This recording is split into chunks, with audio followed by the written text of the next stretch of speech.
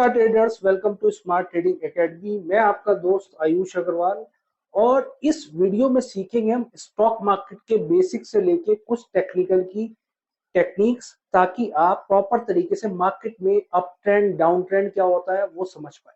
But उससे पहले ये समझते हैं, क्या स्टॉक मार्केट एक जुआ है, गैम्बलिंग है? जी हाँ, ये एक गैम्बलिंग है अगर आप बिना सीखे चीजों को इम्प्लीमेंट करते हैं, ट्रेडिंग करते हैं। तो बेटर है आप चीजें सीख के करेंगे तो प्रॉपर तरीके से ये एक बिजनेस है। स्टेप बाय स्टेप आप डेली की अर्निंग इसमें स्टार्ट कर सकते हैं। चाहे आप शुरू में ऑप्शंस में ट्रेड ना करें, स्टॉक्स में ट्रेड करें, स्विंग ट्रेड करें, इंटरडे भले ही ना करें, स्विंग ट्रेड करें। आज खरीदें स्टॉक्स को और कुछ दिन बाद सेल करें। तो अगर स्टॉक को आप आज खरीद के कुछ दिन बाद सेल करते हैं, वो कहा जाता है स्विंग ट्रेडिंग। और इंटरडे ट्रेडिंग होता है आप स्टॉक को सपोज आज ही परचेस कर रहे हैं और आज ही सेल कर रहे हैं, वो कहा जाता है इंटरडे ट्रेडिंग। ठीक। तो कोशिश करें बाजार में जो ट्रेडिंग करें प्रॉपर, आप पहले अपनी स्किल डेवलप करें, जो कि आप इस वीडियो में सीखेंगे। ठीक है, बेसिक्स क्या होता है, आईपीओ क्या होता है, स्टॉक मार्केट क्या है, कमोडिटी मार्केट, टाइमिंग क्या है एग्जैक्टली, ऑर्डर पंचिंग, ठीक है, pre opening market, post closing market. फिर उसके बाद टेक्निकल की चीजें आएंगी, ट्रेंड क्या है, support resistance, demand supply concept, बहुत सारी चीजें वो आप इस वीडियो में सीखेंगे। बट एक बात समझने की ये है, चीजें आप डेमो वीडियो में सीख लेते समझ लो, बट प्रैक्टिस करना बहुत इंपॉर्टेंट है। और किसी भी चीज को आप पूरी तरीके से सीखें, अधूरी चीज सीख के अधूरा ज्ञान लेना बड़ा डेंजरस होता है। तो प्रॉपर तरीके से सीख के ट्रेड करें। अगर आप बिगनर हैं तो ही आप इस वीडियो को देखिए, क्योंकि इसमें बिगनिंग लेवल की चीजें ज्यादातर बताई गई है, जिन्हें स्टॉक मार्केट का एबीसीडी बिल्कुल भी नहीं आता। अगर आप सच में सीखना चाहते हैं प्रॉपर तरीके से स्टॉक मार्केट, तो इस वीडियो को बिना स्किप करे पूरा देखना। और कोई डाउट्स आए, क्वेश्चन आए, तो आप कमेंट सेक्शन में लिख सकते हैं या आप हमें व्हाट्सएप भी कर सकते हैं। मैं कोशिश करूंगा आपके डाउट सॉल्व करने की। तो शुरू करो, इस वीडियो को प्रॉपर तरीके से सीखो। एक बार देखो, आप दो बार देखो, और फिर उस हिसाब से फिर अपने डाउट्स क्लियर करो। तो चलिए शुरू करते हैं इस वीडियो को।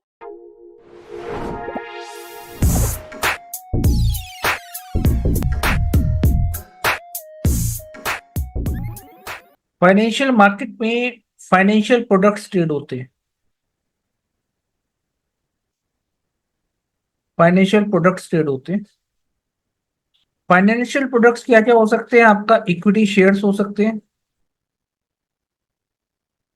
इक्विटी शेयर्स में ट्रेडिंग होती है, जिन्हें आप स्टॉक्स बोलते हो। कंपनीज के स्टॉक्स होते हैं, private companies, public sector companies, किसी भी कंपनी के स्टॉक्स हो सकते हैं जिनमें ट्रेडिंग होती है।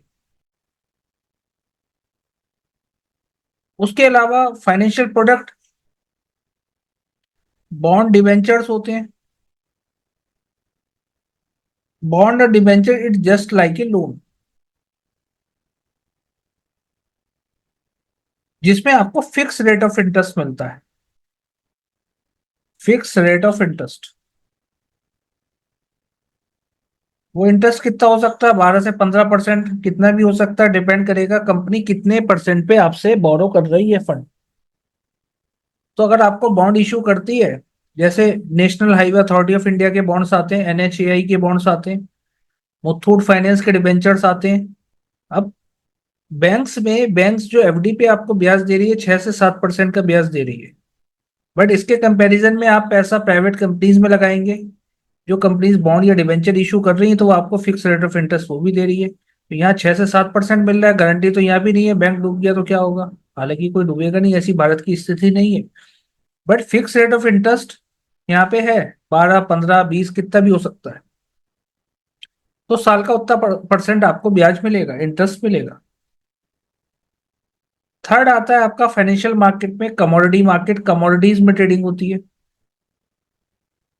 कमोडिटी मार्केट, कमोडिटी मार्केट में क्या क्या ट्रेड होता है? मेटल्स ट्रेड हो रहे हैं, जैसे गोल्ड और सिल्वर में ट्रेडिंग हो रही है। Energy, crude oil, natural gas में ट्रेडिंग हो रही है। या फिर एग्री कमोडिटी में भी ट्रेडिंग होती है, जैसे चना दाल वगैरह में। एग्री कमोडिटी, ये सब फाइनेंशियल प्रोडक्ट्स हैं, इनमें ट्रेडिंग में। देन आ जाता है आपका currency market. Currency market, currency market में क्या ट्रेड हो रहा है? यूएसडी आईएनआर में ट्रेडिंग हो रही है, यूरो आईएनआर में ट्रेडिंग हो रही है, वो भी आप ट्रेड करते हैं। बस इन सब के लिए आपको टेक्निकल एनालिसिस की स्टडी आनी चाहिए। चाहे आप डॉलर आयन में ट्रेड करो, चाहे आप इक्विटी शेयर्स में ट्रेड करो, चाहे कमोडिटी में ट्रेड करो। हालांकि बॉन्ड भी ट्रेड होते हैं बट वॉल्यूम कोई खास नहीं होता, ठीक है। But investment point of view से ठीक है बॉन्ड और डिबेंचर। उसके अलावा आज की डेट में कुछ सालों से एक मार्केट और आ गया आपका, क्रिप्टो मार्केट, डिजिटल करेंसी, जैसे बिटकॉइन, बीटीसी, इथीरियम, ये मार्केट है। तो ये सारे फाइनेंशियल प्रोडक्ट है। फाइनेंशियल मार्केट में फाइनेंशियल प्रोडक्ट्स ट्रेड होते हैं। वो प्रोडक्ट्स स्टॉक्स हो सकते हैं, शेयर्स हो सकते हैं, ये प्रोडक्ट्स हो सकते हैं। तो इन सब में ट्रेडिंग के लिए आपको टेक्निकल एनालिसिस की स्टडी आनी चाहिए, कैसे चार्ट्स, ग्राफ आपको पढ़ना आना चाहिए, और मार्केट में कहाँ से डिमांड आ रही है, कहाँ से सप्लाई बढ़ रही है, ये स्टडी आपको प्राइस एक्शन पढ़ना आना चाहिए। तो उसी की स्टडी हम कोर्स में करेंगे, टेक्निकल एनालिसिस के कोर्स में। अब बात आती है डीमेट और ट्रेडिंग अकाउंट की। डीमेट अकाउंट जो होता है, demat account it's just like a bank account. Bank में आपके पैसे होल्ड रहते हैं, डीमेट अकाउंट में आपके शेयर्स होल्ड रहते हैं, शेयर्स होल्ड रखते हो आप। डीमेट अकाउंट में आपके शेयर्स होल्ड रखते हो, और ट्रेडिंग अकाउंट में आप ट्रेडिंग करते हो, बाय सेल करते हो। अगर आपको शेयर्स होल्ड रखने हैं तो वो डीमेट अकाउंट में होल्ड होंगे। और वो डीमेट अकाउंट कौन खोलता है? ब्रोकर ओपन करता है डीमेट अकाउंट। ब्रोकर कौन है? वो ऑथराइज ब्रोकर है। ऑथोराइज ब्रोकर है। किससे ऑथराइज है? एक्सचेंज से ऑथराइज है। एक्सचेंज मतलब कौन कौन से स्टॉक एक्सचेंज है? इंडिया में लगभग 24 स्टॉक एक्सचेंज है। दिल्ली में दिल्ली स्टॉक एक्सचेंज है। मुंबई में दो मेजर स्टॉक एक्सचेंज है, एनएससी नेशनल स्टॉक एक्सचेंज और बीएससी बॉम्बे स्टॉक एक्सचेंज। तो इससे ऑथराइज है ये ब्रोकर। ब्रोकर जैसे आपका ICIC securities, SBI securities, Angel One, Zerodha, ये सब ऑथराइज ब्रोकर हैं। धन, ये सब ऑथराइज ब्रोकर्स हैं। तो ब्रोकर जो है आपके दो अकाउंट ओपन करेगा अगर शेयर्स में आपको ट्रेडिंग करनी है, डीमेट अकाउंट और ट्रेडिंग अकाउंट। अगर आपको केवल डेरिवेटिव मार्केट में ट्रेडिंग करनी है, डेरिवेटिव्स, फ्यूचर ऑप्शन में, तो आपको डीमेट अकाउंट की कोई रिक्वायरमेंट नहीं है, केवल ट्रेडिंग अकाउंट ही सफिशिएंट है, क्योंकि आप ट्रेडिंग कर रहे हो वहां पे। क्योंकि डेरिवेटिव प्रोडक्ट्स कोई होल्ड नहीं होते किसी जगह, उसकी एक्सपायरी होती है। तो एक्सचेंज एनएससी बीएससी हैं। ऑथराइज ब्रोकर जिन्होंने, ये हैं, ये सारे ब्रोकर्स हैं, इन्होंने इसकी क्या ले रखी है? मेंबरशिप ले रखी है। इन ब्रोकर्स ने मेंबरशिप ले रखी है। मेंबरशिप ले रखी है एनएससी बीएससी की, इसके साथ में इन्होंने एक मेंबरशिप और ले रखी है इन ब्रोकर्स ने। किसकी मेंबरशिप ले रखी है? डिपॉजिटरी की। डिपॉजिटरी, ये डिपॉजिटरी क्या है? डिपॉजिटरी है, इंडिया में दो ही डिपॉजिटरी है, एनएसडीएल और सीडीएसएल। ये कंपनीज हैं जहां पे आपके शेयर्स होल्ड रहते हैं। या तो आपके शेयर एनएसडीएल के पास होल्ड है या सीडीएसएल के पास होल्ड है।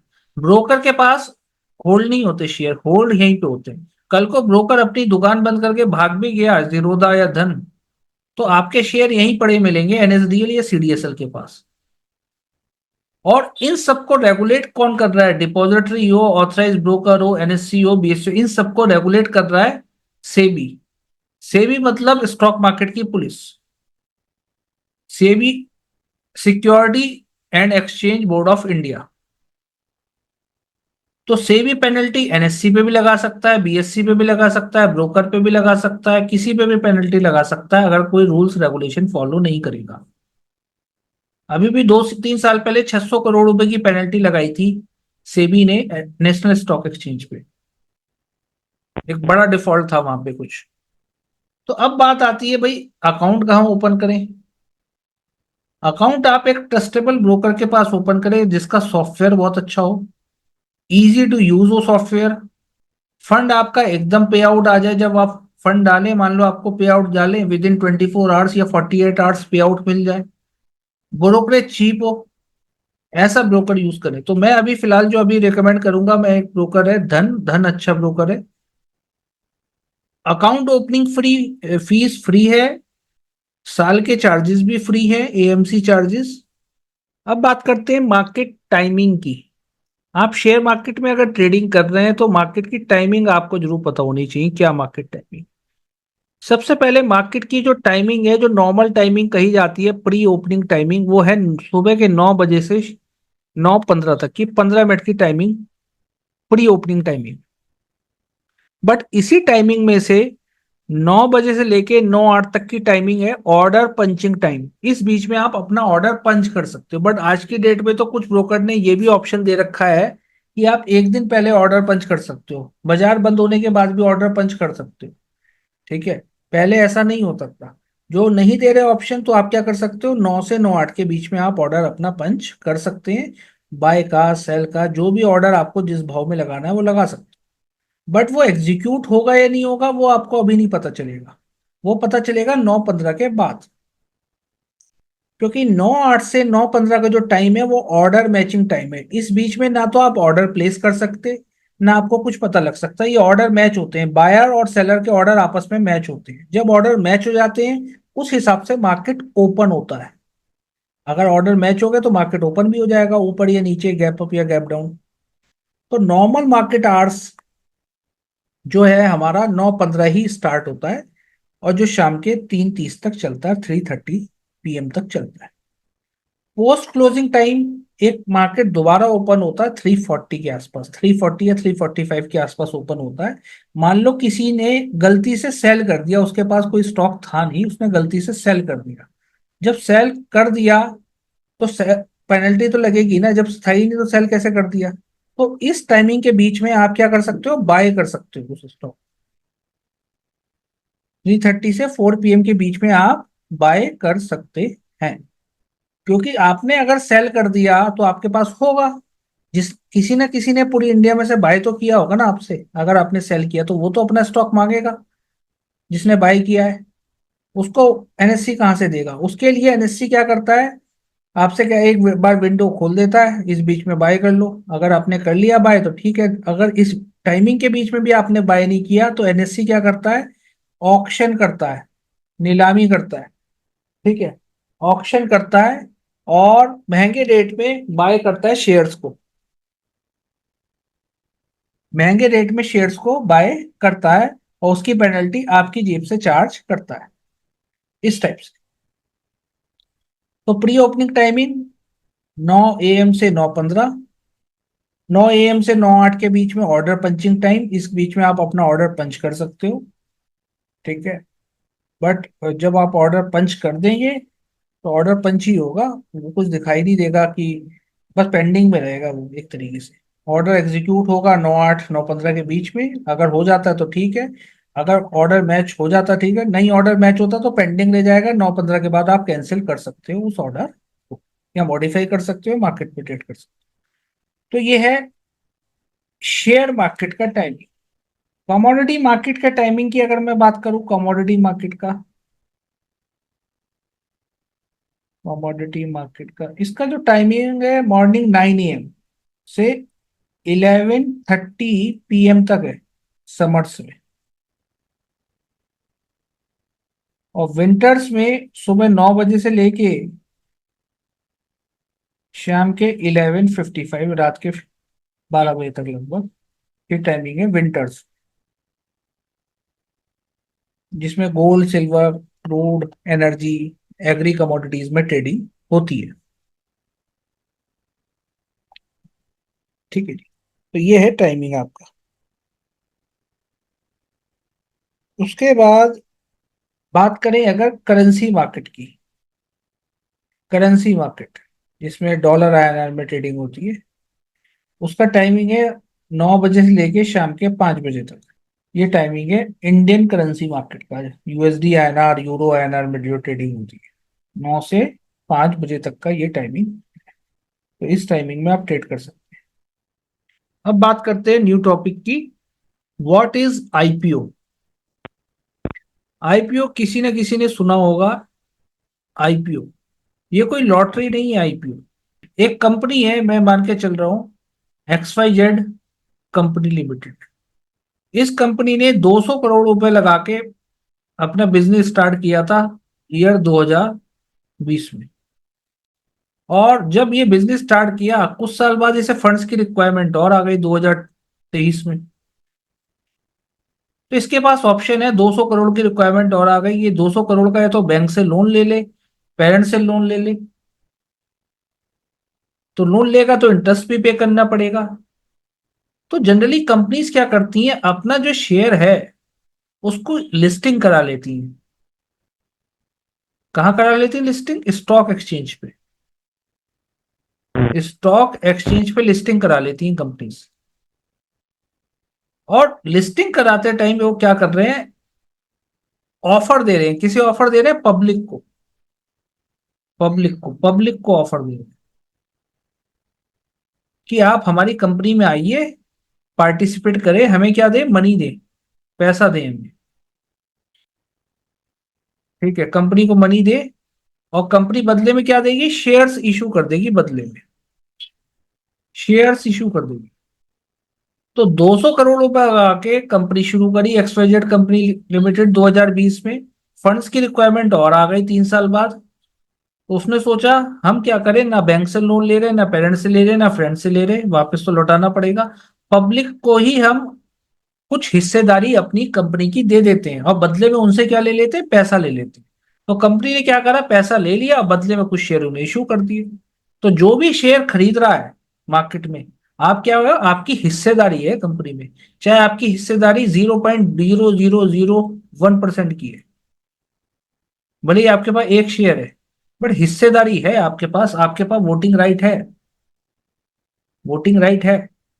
आप कंपनी की एनुअल जनरल मीटिंग में जा सकते हो, आपके पास मेल भी आता है जब एनुअल जनरल मीटिंग होती है।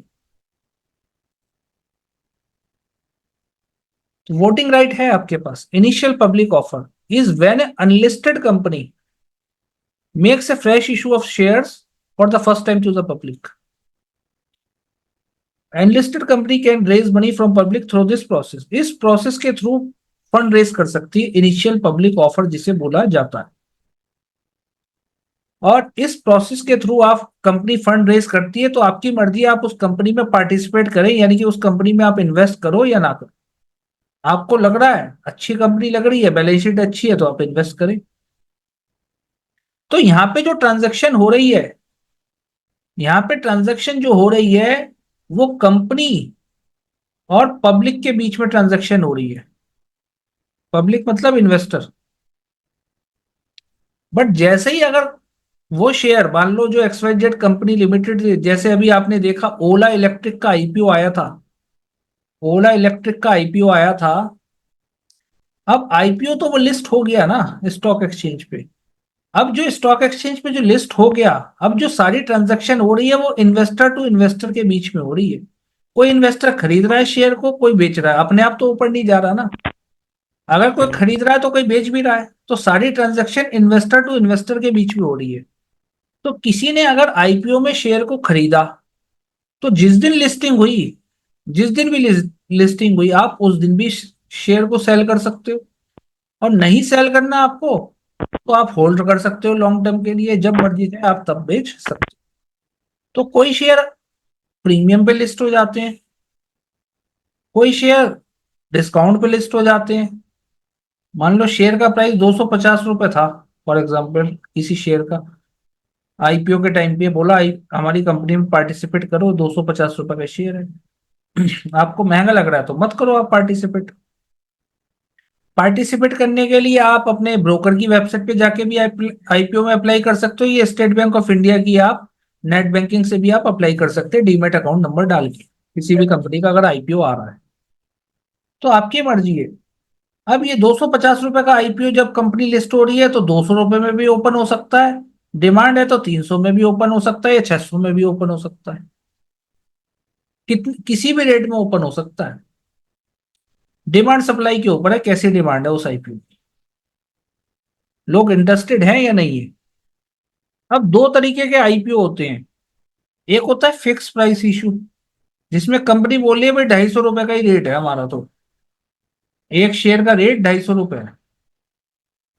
और दूसरा है बुक बिल्डिंग इशू, कंपनी कह रही है भाई 250 से 200 60 रुपए की रेंज है, इसके बीच में आप कोई भी बिडिंग कर सकते हो, आप किस रेट पे खरीदना चाहते हो। तो भाई मैं कह रहा हूँ भाई मैं खरीदूंगा 255 पे खरीदना चाहता हूँ, तो आप 255 की बिडिंग करके अप्लाई कर दो, आईपीओ में अप्लाई कर दो। कोई कह रहा है 260 में खरीदना चाह रहा हो तो 260 में अप्लाई कर दो। जिस रेट में ज्यादा लोग अप्लाई करेंगे कंपनी उसी रेट पे क्या कर देती है, शेयर इशू कर देती है। लिस्टिंग चाहे उसकी किसी भी रेट पे हो वो मैटर नहीं है, वो तो डिमांड के ऊपर है कैसा रेट ओपन हो रहा है। उसके लिए आप गूगल करके ग्रे मार्केट प्राइस देख सकते हो, लिख सकते हो गूगल में grey market price. Grey market price मतलब एक तरीके से ब्लैक मार्केट में क्या रेट चल रहा है उस आईपीओ का। तो उस कंपनी का नाम लिखो, सपोज ओला इलेक्ट्रिक है, ओला इलेक्ट्रिक आपने नाम लिखा, गूगल करा और ग्रे मार्केट प्राइस देख लिया। अब कंपनी इशू कर रही है मान लो शेयर ओला इलेक्ट्रिक का सपोज 72 रुपए में इशू कर रही है, और ग्रे मार्केट प्राइस ट्रेड कर रहा है मान लो 100 रुपए में, यानी कि डिमांड है अच्छी खासी। कंपनी इशू कर रही है 72 रुपए में सपोज शेयर को, एक शेयर को, और ग्रे मार्केट प्राइस 100 ही रुपए का चल रहा है फॉर एग्जाम्पल, एक लेके चल रहा है एग्जाम्पल को, तो यानी कि डिमांड अच्छी डिमांड है इस आईपीओ की। और ग्रे मार्केट प्राइस भी यही चल रहा है, एक दिन पहले देख सकते हो आप, जिस दिन आईपीओ क्लोज होने वाला है उसके एक दिन पहले देख सकते हो। ग्रे मार्केट प्राइस धीरे धीरे बढ़ता है, एक्चुअली एकदम नहीं बढ़ता। कितने तरह के इन्वेस्टर होते हैं आईपीओ में। आईपीओ में क्वालिफाइड इंस्टीट्यूशनल बायर होते हैं, क्यूआईबी इन्हें बोलते हैं, ये भी इन्वेस्टर ही होते हैं। नॉन इंस्टीट्यूशनल इन्वेस्टर होते हैं, एचएनआई क्लाइंट्स होते हैं जिनकी इन्वेस्टमेंट 2 लाख से ज्यादा होती है, और रिटेल इन्वेस्टर जिनकी इन्वेस्टमेंट 2 लाख से कम होती है। ठीक। तो आप किसी भी कैटेगरी में अप्लाई कर सकते हैं, ज्यादातर दो ही कैटेगरी आपको दिखाई जाती है, एचएनआई और रिटेल, ये वाली कैटेगरी शो नहीं होती जब आप अप्लाई करते हैं। तो आप कोई भी कैटेगरी सेलेक्ट करें अप्लाई कर सकते हैं, 2 लाख से कम इन्वेस्टमेंट करनी है आपको आईपीओ में, तो रिटेल इन्वेस्टर के थ्रू आप अप्लाई कर सकते हैं इस कैटेगरी के थ्रू। तो हम करते हैं यहाँ पे गूगल आईपीओ लेटेस्ट, तो उससे पता चल जाएगा क्या लेटेस्ट। तो आईपीओ लेटेस्ट करते ही चित्तौड़गढ़ की एक वेबसाइट है ये आ रही है, काफी पॉपुलर वेबसाइट है, पुरानी वेबसाइट है, एक ब्लॉग है ये किसी का। तो आईपीओ देखते हैं क्या क्या आईपीओ इसमें दिखा रहा है ये। तो अभी यहाँ पे आईपीओ की लिस्ट आ रही है। अब आईपीओ अगर आप देखो आज 14 अगस्त है, कल को 15 अगस्त है, और Orient Technologies Limited IPO opening date 21 अगस्त, 21 अगस्त को ओपन हो रहा है, 23 अगस्त को क्लोज हो रहा है। लिस्टिंग एनएससी बीएससी पे 28 अगस्त को होगी। इशू साइज अभी इसमें मेंशन यहाँ पे नहीं है। ठीक है जी। और उससे पहले अगर देखें क्या है, उससे पहले आप देखो ये 12 अगस्त का था सन लाइफ का, ओला इलेक्ट्रिक का ये था, 2 अगस्त था, 6 को ये हुआ। ठीक है, 76 रुपये था इसका रेट, 195 शेयर्स का लॉट साइज था। हम्म। तो मिनिमम जो इन्वेस्टमेंट आती है वो 14-15 हजार आती है अगर आईपीओ में आपको अप्लाई करना है तो। ठीक है। तो यहाँ पे ओरियंट टेक्नोलॉजी का आईपीओ ये आने वाला है, बट इसका भी प्राइस यहाँ पे मेंशन कुछ भी नहीं है, वो आ जाएगा। एक ये आने वाला है ब्रेस पोर्ट लॉजिस्टिक्स का आईपीओ, इसका प्राइस मेंशन है, यानी कि ये बुक बिल्डिंग इशू है, 76 to 80 लिखा है ना, 76 to 80, ये बुक बिल्डिंग प्राइस है जिसमें फिक्स 25 ही लिखा है, तो ये फिक्स प्राइस है, इसी रेट में आपको अप्लाई करना पड़ेगा। यहाँ पे क्या है, इस रेंज में आप अप्लाई कर सकते हो, 76 में, 77 में, 78 में, 80 तक। बट मिनिमम आपको 1600 शेयर ही खरीदने पड़ेंगे, या इसके मल्टीपल में खरीदने पड़ेंगे, 1600, 3200 इस तरीके से। ऐसा नहीं आप 1500 खरीद लोगे या 1700 खरीद लो, मिनिमम इतने शेयर ही आपको खरीदने पड़ेंगे अगर आईपीओ में अप्लाई करना है। इससे कम या ज्यादा खरीद सकते हो, ज्यादा खरीद सकते हो, कम नहीं खरीद सकते। ज्यादा भी किसमें, इसके मल्टीपल में खरीद सकते हो, 2 गुना, 3 गुना, 4 गुना, इस तरीके से। तो जैसे अब ये आने वाला है, तो यहाँ पे आपको पता चला brace port logistics, book building issue है, बुक बिल्डिंग इशू है 24 करोड़ का, 24.5 करोड़ का, ज्यादा बड़ा है भी नहीं। ठीक है। और मिनिमम लॉट साइज 1600 शेयर्स का है, प्राइस बैंड इन्होंने मेंशन कर दिया। ठीक है। मिनिमम अमाउंट इन्हें इतनी रिक्वायरमेंट है रिटेल इन्वेस्टर से। देन उसके बाद अगर आप देखें यहाँ पे कंपनी की बैलेंस शीट वगैरह सब यहाँ पे दे रखी है, ये फंडामेंटल का पार्ट है हालांकि। ठीक है, तो यहाँ से आप देख सकते हो कंपनी की डिटेल्स यहाँ पे मेंशन है, कहाँ की कंपनी है, महिपालपुर दिल्ली की कंपनी है। तो इस तरीके से आप स्टडी कर सकते हैं। अब ग्रे मार्केट प्राइस के लिए यहाँ पे क्लिक करना है जीएमपी। तो ग्रे मार्केट प्राइस इसका ओपन हो जाएगा, क्या ग्रे मार्केट प्राइस है। अब ग्रे मार्केट प्राइस इसका 80 रुपीज था, 80 रुपीज ग्रे मार्केट प्राइस था। एस्टिमेटेड लिस्टिंग प्राइस 160 है, यानी कि उम्मीद है कि 160 पे खुलेगा। ठीक है। अब हालांकि ग्रे मार्केट प्राइस कोई खास बढ़ावा नहीं है, अभी तो काफी दिन है, तो 18-19 तारीख के आसपास आप देख सकते हो ये ग्रे मार्केट प्राइस कितना चल रहा है। 81 है, 82 है, 100 चल रहा है, कितना चल रहा है। बट जिन शेयर्स की डिमांड होती है उनका ग्रे मार्केट प्राइस भी बढ़ा हुआ होता है। ये कोई खास इतनी बड़ी कंपनी नहीं है तो इसका कोई खास बढ़ेगा नहीं। इस टाइप से आप जाके देख सकते हैं। आईपीओ लेने से पहले जो आपका क्वेश्चन है क्या देखना होगा, आईपीओ लेने से पहले सबसे पहले आप ये देखें कंपनी कहाँ स्टैंड करती है, कंपनी के कितने ऑफिस हैं। अब एक ही ऑफिस है कंपनी का अगर, तो कोई खास कंपनी तो होगी नहीं। कंपनी के कई सारे ऑफिस हैं। दूसरा, कंपनी के आप फंडामेंटल एनालिसिस करें, कंपनी की बैलेंस शीट देखें, क्वार्टर ऑन क्वार्टर रिजल्ट्स कैसे आ रहे हैं कंपनी के। ठीक है। कंपनी की ब्रांड वैल्यू कैसी है वो चेक करो। अब आज की डेट में मान लो कल को हल्दीराम का आईपीओ आ जाता है, तो सबको पता है हल्दीराम की ब्रांड वैल्यू कैसी है। बच्चा बच्चा हल्दीराम का पैकेट से कुछ ना कुछ खा रहा होता है, भले उसके रेस्टोरेंट में जाए ना जाए। उसके लिए मेनली फंडामेंटली स्टडी कर सकते हो, बट एक्चुअल में कंपनी की जो असली औकात है, रियलिटी अगर मैं आपको बताऊं, कंपनी की असली औकात लिस्टिंग के बाद ही पता चलती है, जब कंपनी लिस्ट हो जाती है। ठीक है। अब मैं आपको यहाँ पे अगर दिखाऊं, डॉम्स, एक डॉम्स कंपनी का आईपीओ आया था लास्ट ईयर।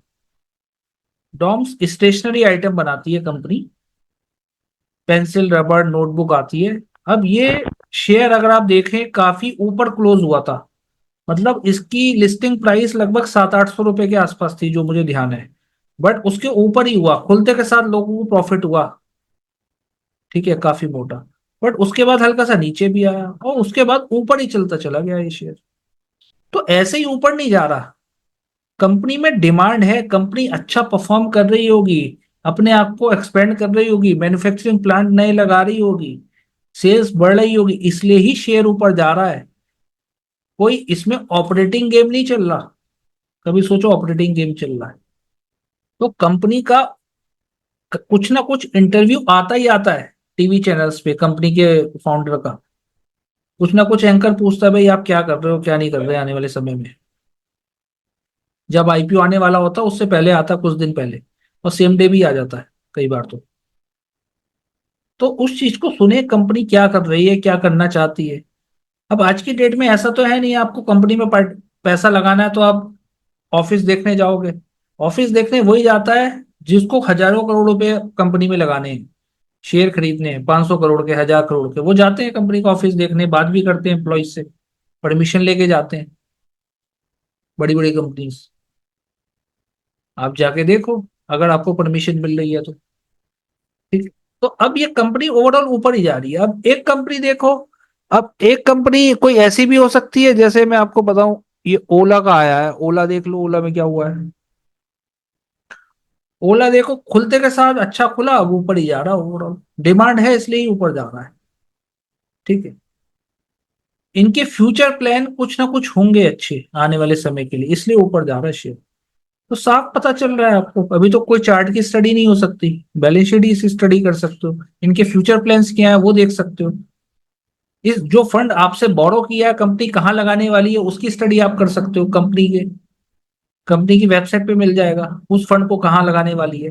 एक प्रोस्पेक्टस होता है, red herring prospectus, red herring prospectus, लगभग 300 से 400 पेज की एक किताब होती है। जब कंपनी आईपीओ लेके आती है ना, इस किताब को इशू करती है कि भाई इस प्रोस्पेक्टस पे कंपनी का सारा कब कंपनी पैदा हुई, ठीक है, कंपनी का क्या इतिहास रहा, सब कुछ इसमें लिखा हुआ होता है। इस पैसे का क्या यूज करेगी जो फंड बोरो कर रही है, सब कुछ इसमें लिखा हुआ है, इसे आप पढ़ सकते हैं। अदरवाइज किसी ब्लॉग पे जाके भी आप पढ़ सकते हैं गूगल करके, ज्यादा इतना बड़ा अगर तामझाम नहीं करना। तो कोई कंपनी अगर नीचे जा रही है तो डिमांड नहीं है, तो एक्चुअल औकात आईपीओ आने के बाद ही पता चलती है कंपनी की। ठीक है। अब पेटीएम को देख लो, पेटीएम का क्या हाल हुआ सबको पता है। पेटीएम पेटीएम लगा देता हूं मैं, मंथली चार्ट लगा देते हैं पेटीएम का। पेटीएम जब खुला, यहां खुला पेटीएम 1950 रुपए पे, ऊपर खुला, लोगों ने, किसी ने अगर प्रॉफिट बुक नहीं किया तो बेकार है। उसके बाद से पेटीएम गिरते ही चले जा रहा है। तो असली औकात अब कंपनी की अब पता चल रही है ना, क्या कंपनी की असली औकात है। तो एक्चुअल औकात तभी पता चलती है जब स्टॉक एक्सचेंज पे लिस्ट हो जाती है, क्या उसकी एक्चुअल शेयर की वैल्यू है। तो आईपीओ में आप बैलेंस शीट वगैरह स्टडी करें, बट फिर भी उतना ही पैसा डालें, चीजें जो आप रिस्क बियर कर सकते हैं। ये नहीं हर शेयर के आईपीओ में अप्लाई कर दिया, ऐसा कुछ नहीं करना। बाकी बहुत से लोगों की मेंटेलिटी होती है भाई आईपीओ में करना ही नहीं, जब शेयर आएगा तब हम खरीदेंगे। अब जैसे टाटा टेक्नोलॉजी है, टाटा टेक्नोलॉजी का आईपीओ आया था, कुछ लोगों ने करा होगा अप्लाई, बट आज की डेट में टाटा टेक्नोलॉजी काफी नीचे चल रहा है, किसी को पता ही नहीं नीचे चल रहा है। और जब ऊपर जाने लग जाएगा तब खरीदने लग जाएंगे सब, तब सबको याद आने लग जाएगा ये भी। जब ये शेयर आया, यहाँ ओपन हुआ इस जगह 1193 पे, यहाँ तक गया अभी 1400 तक, अब यहाँ चल रहा है डिस्काउंट पे ट्रेड कर रहा है। अब कोई नहीं खरीदेगा इसे, 30% नीचे चल रहा है अपने हाई से तो। और टाटा की कंपनी है, कहीं जाएगी थोड़ी ना ये, जब चलना भागनी शुरू होगी तो भागती रहेगी, मल्टी बैगर घोड़ा है ये। तो किसी को लॉन्ग टर्म के लिए इन्वेस्टमेंट करनी है तो एक्यूमुलेट कर सकते हो 900 रुपए से ऊपर, अच्छा शेयर है, 900 1000 रुपए के बीच में। तो बट पेशेंस तो आपको रखना पड़ेगा ना। कंपनी की वो तो profit book, actually profit booking आई, इसलिए शेयर इसलिए नीचे आ गया, बट कंपनी कोई खराब नहीं है। बट शेयर ज्यादा ओवर वैल्यूड हो गया था, मतलब लिस्टिंग के टाइम पे ज्यादा बढ़ गया था, इसलिए ये प्रॉफिट बुकिंग आई है। तो अब असली औकात सही शेयर का रेट यही है। अगर आप एवरेज प्राइस निकालो ना, इसका एवरेज प्राइस यहीं कहीं बनेगा इसका, 1050 के आसपास ही। एक इंडिकेटर होता है मूविंग एवरेज, वो भी मैं बताऊंगा, उसे लगा के देख सकते हो आप। तो एवरेज प्राइस यहीं कहीं बनेगा इसका। तो ओवरऑल ठीक है, ये सही रेट पे ट्रेड कर रहा है अभी ये शेयर। तो टाटा ब्रांड है अपने आप में, खराब तो कंपनी, आईटी कंपनीज है तो भी खराब नहीं है आईटी। ऐसी कौन कौन सी मिस्टेक्स हैं जो जनरली ट्रेडर्स करते हैं, कॉमन मिस्टेक्स वाइल ट्रेडिंग। तो ज्यादातर ट्रेडर्स, सबसे पहले जो ज्यादातर ट्रेडर्स मिस्टेक करते हैं, उन्हें क्विक मनी चाहिए। स्टॉक मार्केट कोई क्विक मनी स्कीम नहीं है, इस बात को समझ के चले।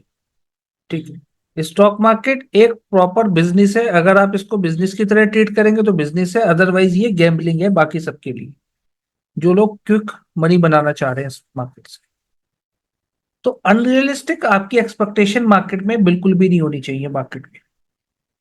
ठीक है, अगर आपकी अनरियलिस्टिक एक्सपेक्टेशन रहेंगी मार्केट में कभी ना कभी इन फ्यूचर या आज, तो कभी ना कभी आप मात जरूर खाओगे, कभी ना कभी एक्सीडेंट जरूर होगा।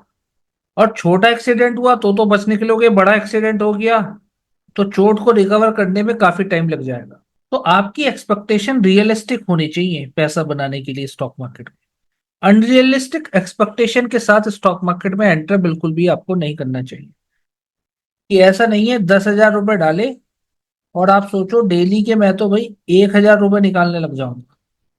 एक दिन तो आ जाएंगे 1,000 रुपए डेली के, दूसरे दिन भी आ जाए, हो सकता है तीसरे दिन लॉस हो जाए, क्योंकि डेली का आप 10% निकालना चाह रहे हो। डेली का 10% का मतलब हुआ भाई 25 दिन ट्रेडिंग हो रही है, तो 25 में से भी आप ये कह रहे हो भाई चलो 5 दिन लॉस हो गया, तो 200% महीने का निकालना चाह रहे हो आप।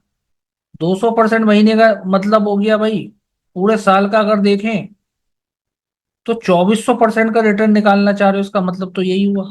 और 2400% का रिटर्न किसी बैंक का नहीं आ रहा, किसी म्यूचुअल फंड कंपनी का नहीं आ रहा, तो आप कैसे एक्सपेक्ट कर सकते हो। वो इतने बड़े बड़े प्रोफेशनल बैठे हैं, पोर्टफोलियो मैनेजर्स बैठे हैं, वो तक नहीं निकाल पा रहे। हार्डली उनका जो रिटर्न आता है 30 से 50% का रिटर्न बनता है साल का। किसी किसी का ज्यादा भी बन जाता, मैं ये नहीं कह रहा ज्यादा नहीं बन सकता, बट एवरेज इतना ही बनता है। ये हो सकता है किसी का भाई 110% हो गया, 150% हो गया, जा सकता है, जाने को जा सकता, कोई इशू नहीं है।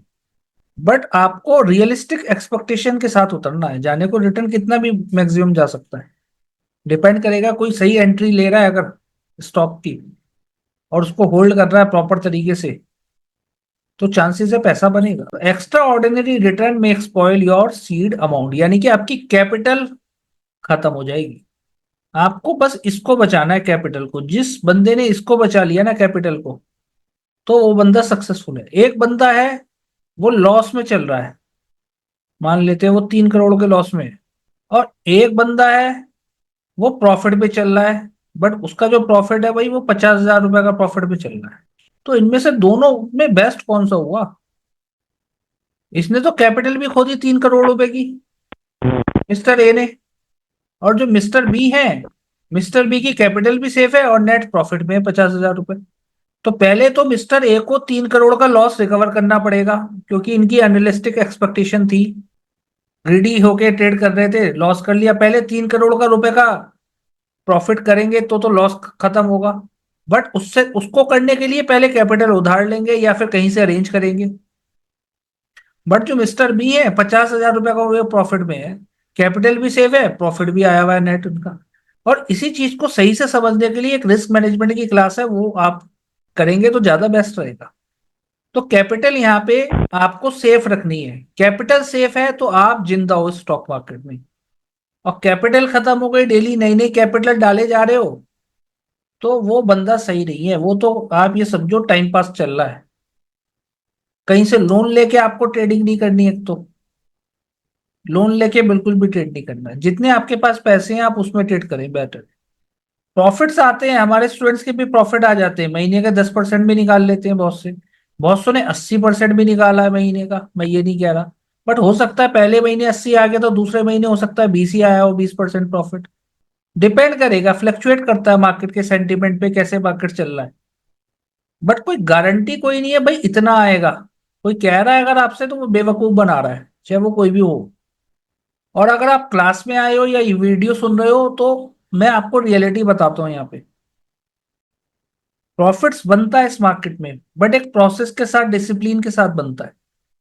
हवाबाजी में नहीं बनता कि आप सोचो अभी मैं बाय कर लूं और अभी प्रॉफिट हो जाए। बाय बन ही नहीं रहा, मान लो अभी ना बाय बन रहा ना सेल बन रहा। चार्ट देखोगे तो चार्ट की प्रॉपर स्टडी आपको आनी चाहिए। अनरियलिस्टिक एक्सपेक्टेशन के साथ आपको मार्केट में एंटर नहीं करना। लिसनिंग टू अदर्स, दूसरों की ज्यादा नहीं सुननी। अगर आपने कोर्स कर लिया तो बेटर है, आप खुद ही एडवाइजर है, खुद ही एनालिस्ट है। बहुत जितने एक्सपर्ट को सुनोगे आप कंफ्यूज हो जाओगे, जितनी न्यूज को सुनोगे। न्यूज हालांकि आप सुन सकते हो क्या न्यूज है, बट उसका एनालिसिस आप खुद करें। प्रॉफिट्स आए हैं तो प्रॉफिट कैसे आए हैं, एक्सपेक्टेशन से कम आए हैं ज्यादा आए हैं। तो बहुत सारे एक्सपर्ट्स को सुनना बेकार है। आप अपना एनालिसिस करें, उसके बेसिस पे ट्रेड लें। और जो एक्सपर्ट आपको बता रहा है, आपको तो नहीं पता वो किस बेसिस पे बता रहा है। आज की डेट में कुछ एडवाइजर, आज की डेट में टिप्स कंपनी क्या कर रही है, कॉल जनरेट करती है। कॉल जनरेट क्या करती है, मान लो उनके पास 500 क्लाइंट्स हैं। 500 क्लाइंट में से क्या कर देती है, 250 को तो बाय बता देती है, 250 क्लाइंट को। और 250 क्लाइंट को ही सेल बता देती है। अब मान लो बाय वालों का ट्रेड सही बैठ गया, मार्केट ऊपर चल पड़ा, तो 250 वाल कस्टमर तो कन्विंस हो गए ना यहाँ पे। इनको प्लान बेच के निकल जाती हैं कंपनीज। इस तरीके से स्कैम कर रही हैं आज की डेट पे, फ्रॉड कर रही हैं। तो आपको ज्यादा किसी की नहीं सुननी है। टेलीग्राम पे आ रही है, उस पे आ रही है, हो सकता है चलने को चल जाए किसी दिन। मार्केट तो अभी ऊपर ही जा रहा है 2020 से, अगर आप ध्यान से देखें। मार्केट 7800 का लो लग गया था, लगभग 7800 7600 निफ्टी में। मार्केट 3 टाइम्स हो गया तब से 2024 तक। अगर मार्केट 3 टाइम्स हो गया तो आप समझ सकते हो मार्केट तो करेक्ट तो होगा ना। इलेक्शन निपट गए, बजट निपट गया, टैक्सेस का बम फोड़ दिया फाइनेंस मिनिस्टर ने। उसके बाद यूएस का इलेक्शन भी निपट जाएगा नवंबर में। जियो पॉलिटिकल टेंशन मार्केट में चल रही है, रिसेशन मार्केट में चल रहा है, सबको पता है, जॉब्स जा रही है। आज भी आज भी आप न्यूज उठा के देखें तो एक बड़ी कंपनी थी कॉग्निजेंट। कॉग्निजेंट आईटी कंपनी है। कॉग्निजेंट कंपनी ने फ्रेशर्स के लिए 20,000 रुपए पर मंथ का ऑफर निकाला है बीटेक ग्रेजुएट के लिए। मतलब बीटेक ग्रेजुएट 20,000 रुपए की नौकरी करेगा। अब आप समझ सकते हो क्या हालात बन चुके हैं देश के या वर्ल्ड के। रिलायंस ने अभी 42,000 एम्प्लॉय निकाल दिए। गूगल ने भी अभी पिछले दिनों ले ऑफ करा। तो मार्केट में ओवरऑल वर्ल्ड मार्केट में रिसेशन चल रहा है। भले ही मार्केट ओवरऑल ऊपर जा रहा है, जबरदस्ती की बात है वो। मार्केट ओवर वैल्यूड है। जब गिरना स्टार्ट करेगा तो सबको पता चल जाएगा मार्केट में पैसा बनता है नहीं बनता है। क्योंकि जितनी एक्सपेक्टेशन के साथ जो लोग उतरे हुए हैं ना, 4-5 साल से पैसा बना रहे हैं, 3-4 साल से, तो पता चल जाएगा। जो अनरियलिस्टिक एक्सपेक्टेशन के साथ उतरे हुए जब गिरना स्टार्ट करेगा, जैसे अभी 1,000 पॉइंट साफ हो गया था फिलहाल में, जब जैपनीज येन कैरी फॉरवर्ड ट्रेड की न्यूज थी बाजार में। तो आप अपना एनालिसिस करें। एनालिसिस के लिए गूगल सर्च करें, न्यूज सर्च करें, investing.com देखें। ब्लाइंडली फॉलो किसी को नहीं करना। आप ब्लाइंडली फॉलो करोगे फिर बाद में जाके आप कंफ्यूज होते हो। ठीक है। दूसरा, मनी मैनेजमेंट आपको आना चाहिए, रिस्क मैनेजमेंट आपको आना चाहिए। और मनी मैनेज नहीं कर पा रहे, आपके पास स्ट्रेटेजी कोई सी भी हो तो वो बेकार है। तो मनी मैनेजमेंट भी आप सीखते हैं टेक्निकल एनालिसिस में। Then we will talk about types of traders. कितने तरह के ट्रेडर्स होते हैं। एक ट्रेडर होता है स्कैल्पिंग ट्रेडर, जो ट्रेड को होल्ड रखता है फॉर फ्यू सेकंड्स। कुछ सेकंड्स के लिए होल्ड रखता है ट्रेड।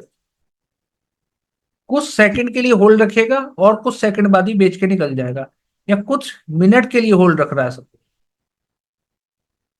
2-4 मिनट के लिए होल्ड रख रहा है और फिर बेच के निकल जाएगा। जैसे ही प्रॉफिट आया बेच के निकल गया, जैसे ही लॉस आया बेच के निकल गया, जितना वो बियर कर सकता है। स्कैल्पर्स ऐसे ही होते हैं। इनका हाथ भी थोड़ा तेज चलता है। एकदम बाय किया, एकदम प्रॉफिट है एकदम, तो ये बड़ी क्वांटिटी में ट्रेड करते हैं, लार्ज क्वांटिटी में। 1, 2, 100, 50 शेयर नहीं खरीदते, 500 शेयर ये लोग बड़ी क्वांटिटी में करते हैं। 5,000 शेयर, 10,000 शेयर, 20,000 शेयर ऐसे। और ऑप्शंस वगैरह में कर रहे हैं तो भी इनकी क्वांटिटी बहुत ज्यादा होती है। 900 क्वांटिटी, 2,000 क्वांटिटी, इस तरीके से। इंटरडे ट्रेडर, आप स्टॉक को अभी खरीद रहे हैं और आज ही बेच रहे हैं with in a day. Intraday means within a day. आज खरीद के आप आज ही बेच रहे हैं, it's called intraday trading. Swing trading, आप स्टॉक को आज खरीद रहे हैं, कुछ दिन के लिए होल्ड रख रहे हैं फॉर फ्यू डेज, यानी कि 1 से लगभग 4-5 दिन। ये स्विंग ट्रेडिंग में काउंट होगा। Positional trade for few months, कुछ महीने आप होल्ड रख रहे हो पोजीशन को। BTST, buy today sell tomorrow, आज खरीद के कल को बेच रहे हो आप। आज खरीद के कल को बेच रहे हो आप, buy today sell tomorrow. STBT, sell today, आज बेच रहे हो कल को खरीद रहे हो। ये चीज डेरिवेटिव में ही पॉसिबल है, sell today buy tomorrow. Derivative market में, यानी कि फ्यूचर ऑप्शंस की बात हो रही है। तो स्कैल्पर जो होता है कुछ सेकंड के लिए होल्ड रखता है पोजीशन को अपनी। ठीक है जी। Intraday trader, scalping is a part of intraday trading. ठीक है। Intraday means within a day. Swing trading कुछ दिन के लिए होल्ड रख रही है। पोजिशनल ट्रेड कुछ महीनों के लिए। BTST, buy today sell tomorrow. STBT, sell today, आज सेल कर रहे हो कल को आप बाय कर रहे हो। तो ये कुछ शॉर्ट फॉर्म्स हैं जो यूज होती है। ठीक है, ये आपको पता होनी चाहिए। चाहे आप स्टॉक्स पे ट्रेडिंग करें, चाहे आप कमोडिटी में करें, चाहे करेंसी में करें, चाहे किसी और इंस्ट्रूमेंट में आप ट्रेडिंग करें। बात कर लेते हैं स्टॉक ब्रोकर की। Stock broker, stock broker member है, सदस्य है। चाहे वो इंडिविजुअल फॉर्म में भी हो सकता है, कंपनी बना के भी ब्रोकर बन सकता है। Recognise stock exchange, authorise stock exchange का, हु इज परमिटेड और specially given licence to participate in stock market, जिसको लाइसेंस मिला हुआ हो सेबी के द्वारा। ठीक है। तो ऐसे ही स्टॉक एक्सचेंज का वो मेंबर बन सकता है। आप भी मेंबर बन सकते हो, कोई भी मेंबर बन सकता है स्टॉक एक्सचेंज का। यानी कि जो भी स्टॉक एक्सचेंज इंडिया में है, इंडिया में लगभग 24 से 25 स्टॉक एक्सचेंज है। बट दो मोस्ट पॉपुलर है एनएससी और BSc, NSC and BSc, Bombay Stock Exchange. तो स्टॉक ब्रोकर मेंबर है, उसको रूल्स रेगुलेशन सेबी की भी फॉलो करनी पड़ती है और एनएससी बीएससी की भी फॉलो करनी पड़ती है। स्टॉक ब्रोकर पे एन इंपॉर्टेंट रोल, ठीक है, और स्टॉक ब्रोकर को सारी रूल्स रेगुलेशन माननी पड़ेंगी, otherwise time to time SEBI penalty भी लगा देता है। Stock broker can not charge more than 2.5% of brokerage of all transaction, मतलब इससे ज्यादा ब्रोकरेज चार्ज नहीं कर सकता स्टॉक ब्रोकर। बट आज की डेट में तो आपको सब कुछ चीप रेट में मिल रहा है। पहले क्या था, 1 करोड़ का टर्नओवर किया तो कोई ब्रोकर 3,000 रुपये करोड़ लेता था, कोई ब्रोकर 2,000 रुपये करोड़ लेता था, कोई 5,000 रुपये करोड़ भी मार देता था, किसी को नहीं पता तो, ठीक है। बट आज की डेट में तो पर ऑर्डर हो गया जब से जीरोधा आया है, ठीक है। अब बात करते हैं स्टॉक एक्सचेंज की। What is stock exchange? Stock exchange एक प्लेटफॉर्म है वेयर इन्वेस्टर्स बाय और सेल देयर फाइनेंशियल इंस्ट्रूमेंट, जहां पे बाय और सेल करते हैं। एक प्लेटफॉर्म है, इलेक्ट्रॉनिक प्लेटफॉर्म है। बट बहुत पहले तो क्या होता था, एक हॉल था वहां पे बाय सेल होता था, किताबी किताब में, पेपर के ऊपर, ठीक है। आज की डेट में सब ऑनलाइन हो गया। तो फाइनेंशियल इंस्ट्रूमेंट कुछ भी हो सकते हैं, stock, share, bond, mutual fund, units या कोई भी derivative products. Once a company public offering is completed it is get listed on stock exchange. कहने का मतलब है कोई भी अगर आईपीओ आता है उसके बाद वो कहाँ पे लिस्ट होता है, स्टॉक एक्सचेंज पे लिस्ट होता है। और स्टॉक एक्सचेंज पे लिस्ट होने के बाद उस शेयर को कोई भी बाय और सेल कर सकता है, स्टॉक एक्सचेंज के प्लेटफॉर्म पे कोई भी बाय सेल कर सकता है, एनएससी या बीएससी पे। Apart from this, we have 24 regional stock exchange which are located in different parts of the India. ठीक है। अहमदाबाद में अहमदाबाद स्टॉक एक्सचेंज है, दिल्ली में दिल्ली स्टॉक एक्सचेंज है, बहुत सारे स्टॉक एक्सचेंजेस हैं आज की डेट में भी। बट उनमें वही है, जो कंपनी लिस्ट होगी वो उसी में ट्रेडिंग होगी। बट मोस्ट पॉपुलर एनएससी और बीएससी ही है, यही बेस्ट स्टॉक एक्सचेंज माने गए हैं आज तक, ठीक है। अभी हम लोग बात करते हैं इंडेक्स की। इंडेक्स, इंडेक्स मीन्स सूचकांक। सूचकांक जैसे आपकी बॉडी का टेम्परेचर बताता है thermometer, same as it is जो इंडेक्स है हमारी कंट्री का, इंडेक्स है वो हमारी इकोनॉमी की हेल्थ बताता है। इकोनॉमी की हेल्थ बताता है कि हमारी इकोनॉमी कैसा परफॉर्म कर रही है। थर्मामीटर आपकी बॉडी का टेम्परेचर बता रहा है, ये इंडेक्स हमारी इकोनॉमी की हेल्थ बता रहा है। इंडेक्स, दो मेजर इंडेक्स है इंडिया में। निफ्टी जो नेशनल स्टॉक एक्सचेंज का इंडेक्स है, सेंसेक्स बॉम्बे स्टॉक एक्सचेंज का इंडेक्स। बीएससी भी एक कंपनी है, एनएससी भी एक कंपनी है, दोनों अलग अलग एंटिटी है, दोनों अलग अलग कंपनी है। National Stock exchange was establish in 1992, 1992 में स्थापना हुई इसकी। Nifty is a index of NSC having 50 share. जो निफ्टी 50 है, हालांकि अब तो बहुत सारे इंडेक्स हैं, जो निफ्टी 50 मेजर इंडेक्स है जो आप देखते हैं, उसमें देश की 50 बड़ी कंपनीज हैं, जैसे SBI, Tata motor, Reliance, L&T, HDFC bank, SBI, सब बड़ी कंपनीज हैं। अगर ये कंपनीज अच्छा परफॉर्म नहीं कर रही, लॉसेस में जा रही हैं, तो अपना इंडेक्स भी नीचे जाना स्टार्ट होगा। अपना इंडेक्स नीचे जाएगा यानी कि इकोनॉमी की हेल्थ खराब हो रही है। तो इंडेक्स हमेशा ऊपर जा रहा है तो आपको पता चल रहा है इकोनॉमी अच्छा परफॉर्म कर रही है। और इंडेक्स लगातार नीचे गिरता चला चला जा रहा है किसी कंट्री का, तो इकोनॉमी अच्छा परफॉर्म नहीं कर रही। बॉम्बे स्टॉक एक्सचेंज स्टैब्लिश हुआ 1875 में। ये ओल्डेस्ट स्टॉक एक्सचेंज है एशिया का, oldest stock exchange of Asia, BSc. इसका इंडेक्स सेंसेक्स है। इसमें देश की टॉप 30 कंपनीज आती है। इन्होंने 30 कंपनीज डाल रखी हैं, तो इनके हाथ में है ये कितना डाले। कल को ये मॉडिफाई भी कर सकते हैं क्योंकि दुकान तो इन्हीं की है ना। कल को एनएससी भी मॉडिफाई कर सकता है और कितने भी इंडेक्स उतार सकता है। तो मेजर इंडेक्स निफ्टी 50 है। बाकी सेक्टोरल इंडेक्स बहुत सारे हैं, निफ्टी आईटी, निफ्टी बैंक, अलग अलग इंडेक्स है। अब चलते हैं एनएससी इंडिया डॉट कॉम की वेबसाइट पे। NSC India dot com, NSC India dot com की वेबसाइट पे अगर आप देखें, अब आप देखो एनएससी को आज लोग ज्यादा क्यों पूछते हैं बीएससी के कंपैरिजन में।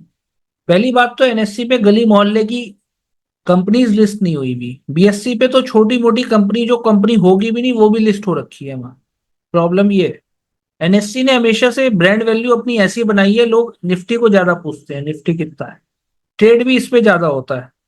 तो हम यहाँ आ गए home, market data. Market data में सेकंड ऑप्शन है equity SME market. Equity SME market, equity SME market में आप देखो मेजर इंडेक्स निफ्टी 50 है। हालांकि इंडेक्स बहुत सारे हैं, next 50, mid cap, small cap, बहुत सारे इंडेक्स हैं। सेक्टोरल इंडेक्स में जाओगे तो ऑटो, बैंक, एनर्जी, बहुत सारे इंडेक्स हैं। तो निफ्टी 50 में ये सब बड़ी कंपनीज है। जो ग्रीन में आ रही हैं वो शेयर बढ़े हुए हैं, आज बढ़ के बंद हुए हैं। और जो रेड में है वो गिर के बंद हुए हैं। जो रेड में है वो शेयर गिर के बंद हुए हैं। तो 50 में से 24 शेयर बढ़े हुए थे आज, और 26 शेयर गिरे हुए थे। तो आज देखो मार्केट फ्लैट ही बंद हुआ है। सेम एज इट इज आप बाकी सेक्टर भी देख सकते हो। निफ्टी ऑटो कैसा चला। अब निफ्टी ऑटो में 16 शेयर्स हैं। Mahindra and Mahindra, Tata motor, Motherson Sumi, Bajaj auto, Apollo tyre, ये सारी कंपनी ऑटो सेक्टर की हैं। तो 8 शेयर बढ़े हुए थे, 8 शेयर गिरे हुए थे इसमें से। निफ्टी बैंक देखो, बैंकिंग सेक्टर का इंडेक्स, इसमें बैंकिंग कंपनीज ही आती हैं, 12 कंपनीज हैं इसमें। SBI, HDFC bank, federal reserve, ये सारी company banking sector. 9 share decline थे, 3 शेयर अप थे। ओवरऑल बैंक निफ्टी माइनस में बंद हुआ। कितने पॉइंट? 104 पॉइंट माइनस में बंद हुआ है बैंक निफ्टी, लगभग 1% माइनस में बंद। तो कुछ इंडेक्स माइनस में बंद हो रहे हैं, कुछ कंपनीज माइनस में बंद हो रही हैं, कुछ प्लस में बंद हो रही है। तो जो निफ्टी बैंक है वो माइनस में बंद हुआ। माइनस में क्यों बंद हुआ? क्योंकि जैसा ये कंपनी ने परफॉर्मेंस दी आज वैसे ही बंद हुआ। एचडीएफसी बैंक का सबसे ज्यादा वेटेज बैंक निफ्टी में है। HDFC bank, ICICI bank, SBI, इन कंपनीज का वेटेज ज्यादा है। बाकी कंपनीज का वेटेज कम है निफ्टी बैंक इंडेक्स में। ठीक है। तो एचडीएफसी बैंक आज थोड़ा बढ़ा हुआ था, 4 रुपए ही बढ़ा हुआ था, फिर भी आप माइनस में ही बंद हुआ बैंक निफ्टी। अगर ये भी गिरा हुआ होता तो बहुत टूटता बैंक निफ्टी आज। तो और ये जो वेटेज है time to time NSC change कर सकता है, एनएससी के हाथ में, क्योंकि दुकान तो एनएससी की है ना यहाँ पे। ना मेरी दुकान है ना आपकी दुकान है। एनएससी चेंज कर सकता है टाइम टू टाइम। तो ये सारे शेयर्स जो हैं, इन शेयर को में अभी 12 शेयर है। मान लो पीएनबी है, पीएनबी अच्छा परफॉर्म नहीं कर रहा तो निकाल भी देगा ये निफ्टी बैंक में से एनएससी, इसके हाथ में है। तो कोई फ्रॉड हो गया किसी कंपनी में, निकाल भी देगा वो, मर्जी उसकी है बैंक एनएससी की। तो अपने निफ्टी बैंक में अभी फिलहाल इसने 12 बैंक्स डाल रखे हैं। हालांकि बैंक तो और भी है, ऐसा थोड़ा बैंक और नहीं है। कर्नाटका बैंक है, स्मॉल फाइनेंस बैंक है, बहुत सारे बैंक्स हैं। तो अभी फिलहाल लिमिटेड बैंक्स निफ्टी बैंक में डाल रखे हैं एनएससी ने। ऐसे निफ्टी 50 में ये कंपनीज है, कोई कंपनी अच्छा परफॉर्म नहीं करेगी तो निकाल देगा, कोई अच्छा परफॉर्म कंपनी कर रही है तो उस कंपनी को डाल देगा। तो हर स्टॉक का वेटेज है निफ्टी 50 के अंदर, वैसा ही निफ्टी परफॉर्म करता है। किसी कंपनी का वेटेज कम है, किसी कंपनी का वेटेज ज्यादा है। तो यहाँ पे आके आप देख सकते हैं। बीएससी के लिए बॉम्बे स्टॉक एक्सचेंज की वेबसाइट रेफर कर सकते हैं, बीएससी इंडिया डॉट कॉम, ये बीएससी इंडिया डॉट कॉम की वेबसाइट है। यहाँ पे भी मार्केट्स में जाके आप हाल देख सकते हो, हीट मैप, कौन कौन सा इंडेक्स कैसा चला आज इनका, गेनर्स क्या रहे, लूजर्स क्या रहे, वो सब आप यहाँ पे देख सकते हो। हालांकि आज की डेट में सॉफ्टवेयर अच्छे आ गए हैं तो आप वही रेफर करें तो ज्यादा बेस्ट रहेगा। नेक्स्ट है आपका टिक size. What is tick size? Tick size, tick size is the minimum increment or decrement by which the price required between two price quotes while entering the order into the system। कहने का मतलब ये है कि कोई share मान लो 200 रुपए का चल रहा है, तो वो जो इंक्रीज होगा वो 200 रुपए 5 पैसे से इंक्रीज होगा, या इसके मल्टीपल में ही इंक्रीज होगा। 200 रुपए 5 पैसे, 200 रुपए 10 पैसे, 200 रुपए 15 पैसे, या इसके मल्टी, या गिरेगा भी तो भी तो 5 पैसे से ही गिरेगा, 199.95, या इसके मल्टीपल में गिरेगा। तो शेयर मार्केट में जो टिक साइज है वो 5 पैसे का है। शेयर मार्केट में जो टिक साइज है वो 5 पैसे का है। तो इसी के मल्टीपल में बढ़ेगा या घटेगा। ऐसा नहीं है 200 रुपये 1 पैसे की आप बिड लगा दोगे, या 200 रुपये 3 पैसे की आप बिड लगा दोगे शेयर की, ऐसा पॉसिबल नहीं है। यही पॉसिबल है इंक्रीमेंट या डिक्रीमेंट। ये टिक साइज 5 पैसे का जनरली ज्यादातर है शेयर मार्केट पे। कमोडिटी मार्केट में डिफरेंट हो सकता है, डिपेंड करेगा क्या कमोडिटी है उस पर डिपेंड करेगा। Technical analysis. टेक्निकल एनालिसिस में हम चार्ट्स की स्टडी करते हैं, ग्राफ की स्टडी करते हैं, और ये टेक्निकल एनालिसिस की जो एप्लीकेबिलिटी है वो आप स्टॉक पे भी अप्लाई कर सकते हो, कमोडिटी पे भी आप कर सकते हो ट्रेडिंग, फॉरेक्स पे करना है फॉरेक्स में भी आप ट्रेड कर सकते हैं, क्रिप्टो में करना है क्रिप्टो में भी आप कर सकते हैं। किसी भी जगह आप टेक्निकल एनालिसिस अप्लाई करके देख सकते हैं। कॉन्सेप्ट ऑलमोस्ट सेम रहते हैं, थोड़ा बहुत डिफरेंस हो सकता है, सिलेक्शन का डिफरेंस हो सकता है, या कोई स्पेशल स्ट्रेटेजी है किसी पर्टिकुलर सेगमेंट के लिए, वो डिफरेंस हो सकता है। ठीक। तो टेक्निकल एनालिसिस में हम चार्ट्स ग्राफ की स्टडी करते हैं, और सबसे पहले देखते हैं ग्राफ। ठीक है, ये आपका वाई एक्सिस है, वाई एक्सिस है ये आपकी एक्स एक्सिस है। एक्स एक्सिस में जो चल रहा है वो आपके टाइम चल रहा है, डेट चल रही है या टाइम चल रहा है। वाई एक्सिस में प्राइसेस मूव हो रहे हैं, इधर प्राइसेस मूव हो रहे हैं, ये प्राइसेस है, नीचे टाइम चल रहा है, किस डेट में, 27 है, 28 है, 29 है, 30 है, डेट टाइम चल रहा है। ठीक है, इस टाइप से ये ग्राफ। कोई स्टॉक सपोज इस जगह क्लोजिंग आई है, यहाँ पे क्लोज हुआ, नेक्स्ट डे मार्केट इस जगह क्लोज आया, उससे अगले दिन हो सकता है यहाँ पे क्लोजिंग आई, और उससे अगले दिन हो सकता है इस जगह क्लोजिंग मार्केट में आई। ठीक है, तो अगर हम इन सभी पॉइंट्स को मैच कर दें, इन सभी पॉइंट्स को मैच कर दें, तो क्या बन गया, ये लाइन चार्ट बन गया, और ये क्लोजिंग प्राइस है, क्लोज हुआ है इस रेट, तो ये लाइन चार्ट बन गया। तो लाइन दो पॉइंट को मैच कर देते तो लाइन बन जाती है, लाइन चार्ट बन गया। अगर लाइन चार्ट यही मैं आपको लगा के दिखाऊं यहाँ पे, ये रहा लाइन चार्ट, ये लाइन चार्ट है, किसी भी स्टॉक पे लगाओगे तो लग जाएगा, ये लाइन चार्ट है ये। अब लाइन चार्ट में क्या होता है, क्लोजिंग प्राइस ही होता है केवल लाइन चार्ट में। अब ये 21 अगस्त का क्लोज प्राइस आ रहा है 3350, इससे पहले देखोगे 20 अगस्त का 3362 रुपये 50 पैसे, इससे पहले देखोगे 16 अगस्त का। तो सभी पॉइंट्स को मैच करके लाइन चार्ट बना हुआ है ये। सेम एज इट इज एक चार्ट और होता है जिसे आप बोलते हैं बार चार्ट। बार चार्ट, किसी स्टॉक ने यहाँ पे ओपनिंग करी, ओपनिंग करने के बाद स्टॉक नीचे गया लो लगाने, लो लगाने के बाद फिर ऊपर आया हाई लगाने, और हाई लगाने के बाद यहाँ पे मार्केट आके इस जगह क्लोज हो गया, इस जगह आके क्लोज हो गया। ठीक है, ओपनिंग नीचे क्लोजिंग ऊपर, ओपनिंग नीचे क्लोजिंग ऊपर।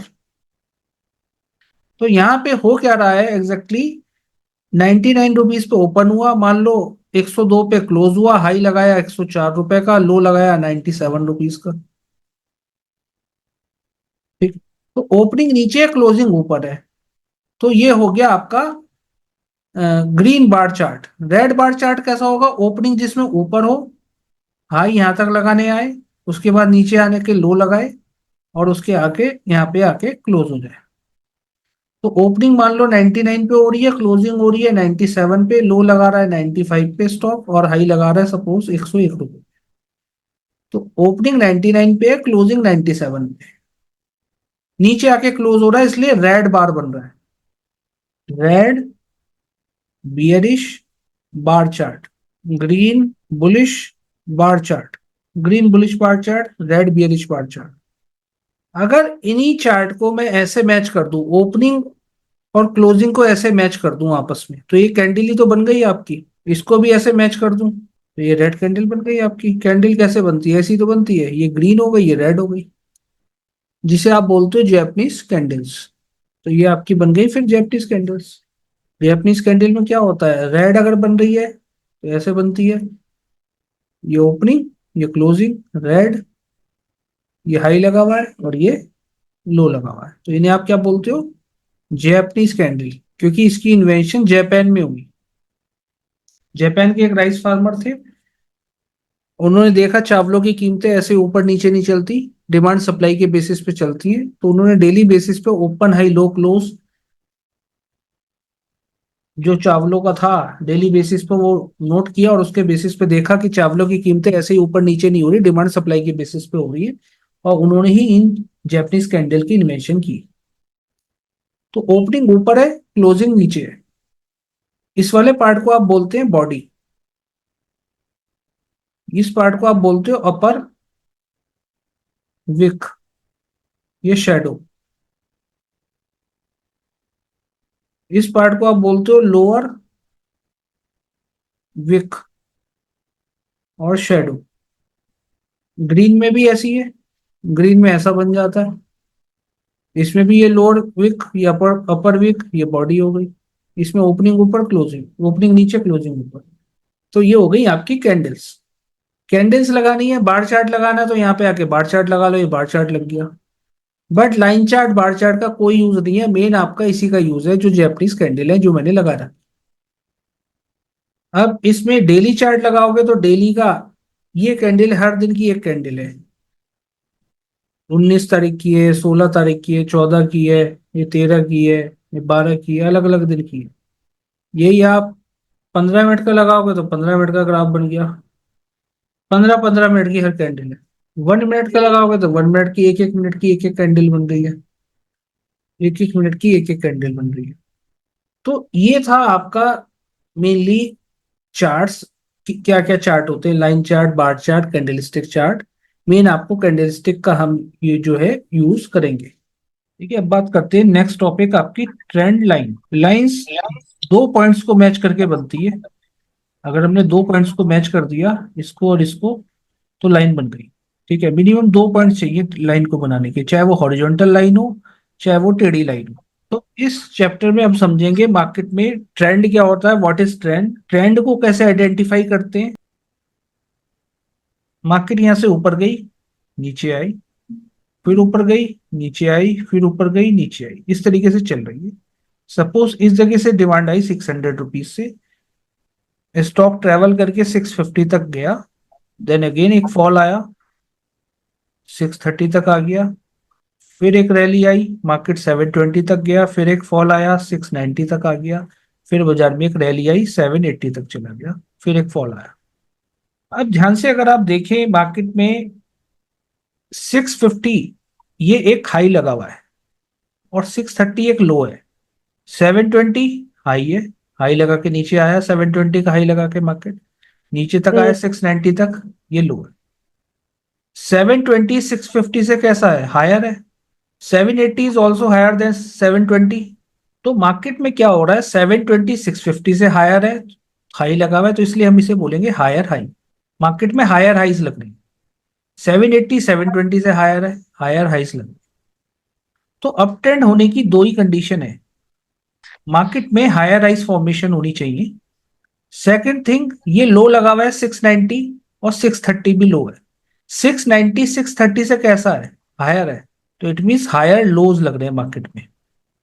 760 690 से हायर है तो हायर लोज लग रहे हैं।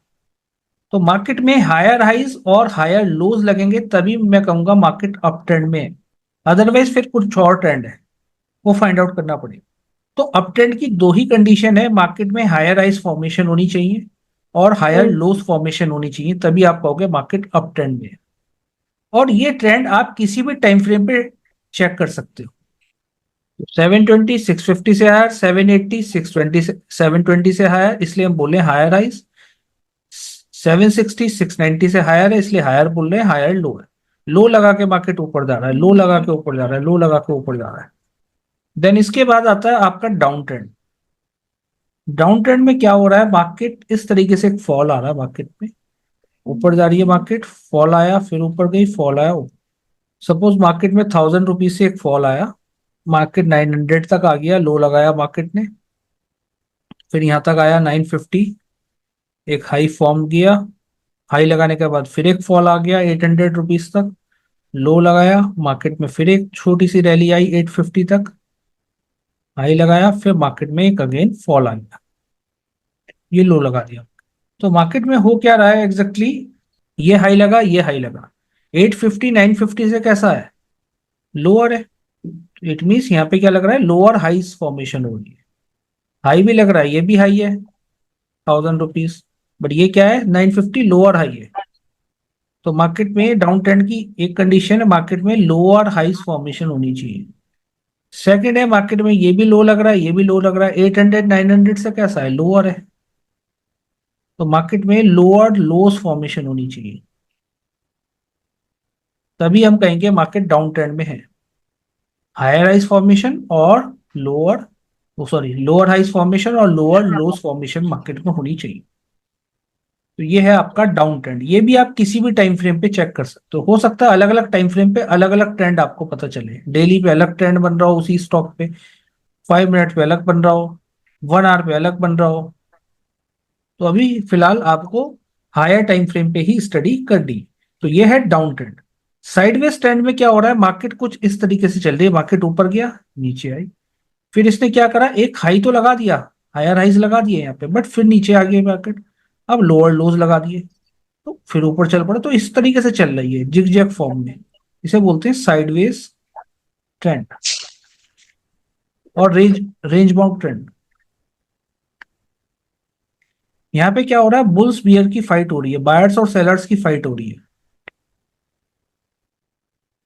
तब इस टाइप से मार्केट चलता है, एक रेंज में ट्रेड करने लग जाता है मार्केट, एक रेंज में ट्रेड करता है जब फाइट होती है। तो बाद में चाहे कोई भी जीते, कुछ देर तो साइडवेज ही चल रहा है मार्केट, नीचे आ रहा है फिर ऊपर चले जा रहा है, ऊपर से फिर नीचे आ जा रहा है, रेंज बाउंड भी आप बोल सकते हो। अब बात कर लेते हैं न्यू चैप्टर की, जो है आपका support and resistance. Support and resistance, support resistance को अगर ध्यान से समझें, support is a one of the widely used concept in technical analysis, सबसे ज्यादा यूज किया जाता है। सपोर्ट आपके कमरे का फर्श है, ये सपोर्ट है, और घर की जो सीलिंग है, छत है, वो आपका रेसिस्टेंस है, इस तरीके से समझे। सपोर्ट फर्श है, सीलिंग रेसिस्टेंस है। Support is the level where prices is more likely to bounce. Support एक ऐसा लेवल है जहां से प्राइसेस बाउंस हो जाते हैं, यानी कि ऊपर चले जाते हैं। ठीक है, सपोर्ट एक ऐसा लेवल है जहां पे demand is greater then supply होती है, डिमांड ज्यादा होती है, सप्लाई कम होती है। रेसिस्टेंस एक ऐसा लेवल है जहां पे prices is more likely to bounce off rather than going further up, यानी कि जहां पे supply is greater than demand होती है, बेचने वाले ज्यादा होते हैं, तो आप बोलोगे वो रेसिस्टेंस लेवल है। सपोर्ट एक ऐसा लेवल है जहां पे demand is greater then supply होती है। तो डिमांड आएगी किसी स्टॉक में या कमोडिटी में तो प्राइसेस ऊपर जाएंगे, prices advances, and supply increases, जब सप्लाई बढ़ेगी तो प्राइसेस डिक्लाइन होंगे, गिरेंगे। ठीक है, और जब डिमांड और सप्लाई इक्वल हो जाते हैं, डिमांड सप्लाई इक्वल हो जाते हैं, उस केस पे मार्केट जो है साइडवेज हो सकता है, इस तरीके से ऊपर नीचे चलता रहता है, इस तरीके से ऊपर नीचे चलता रहता है जब प्राइसेस साइडवेज हो जाते हैं।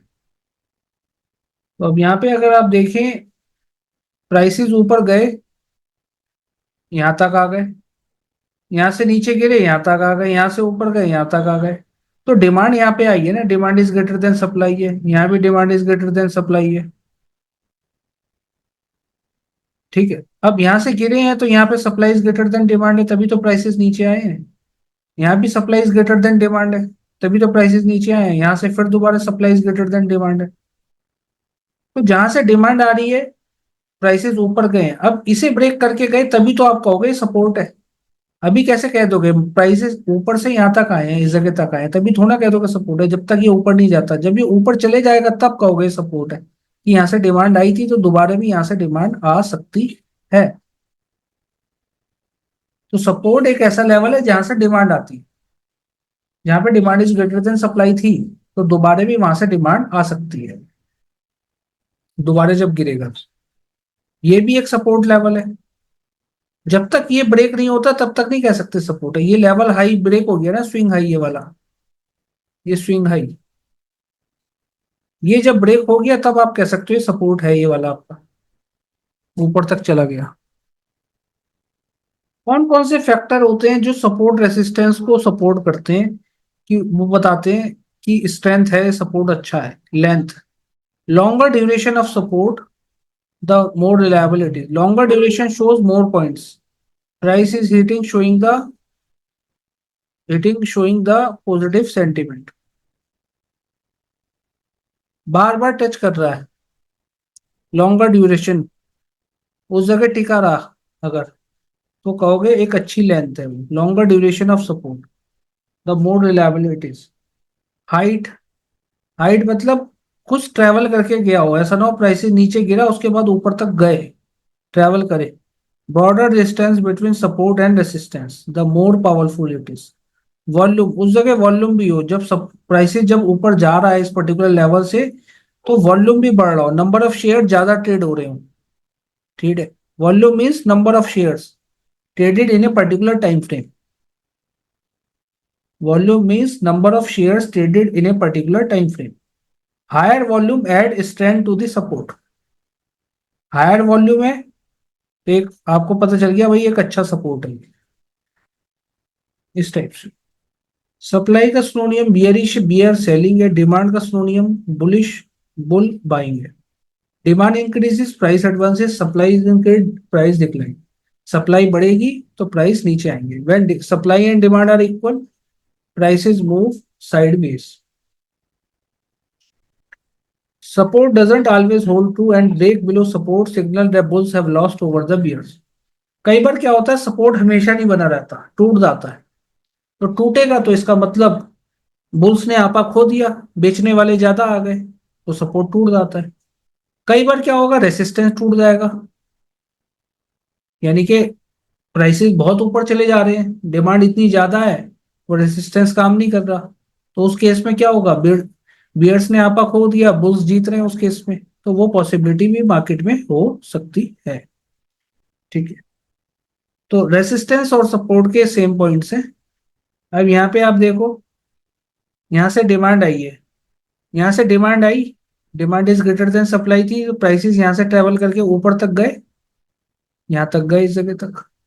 अब यहाँ से फिर सप्लाई बढ़नी स्टार्ट हुई, supply is greater than demand हुई, नीचे तक गिरे प्राइसेस, ऊपर दोबारा ऊपर गए, फिर नीचे तक आ गए।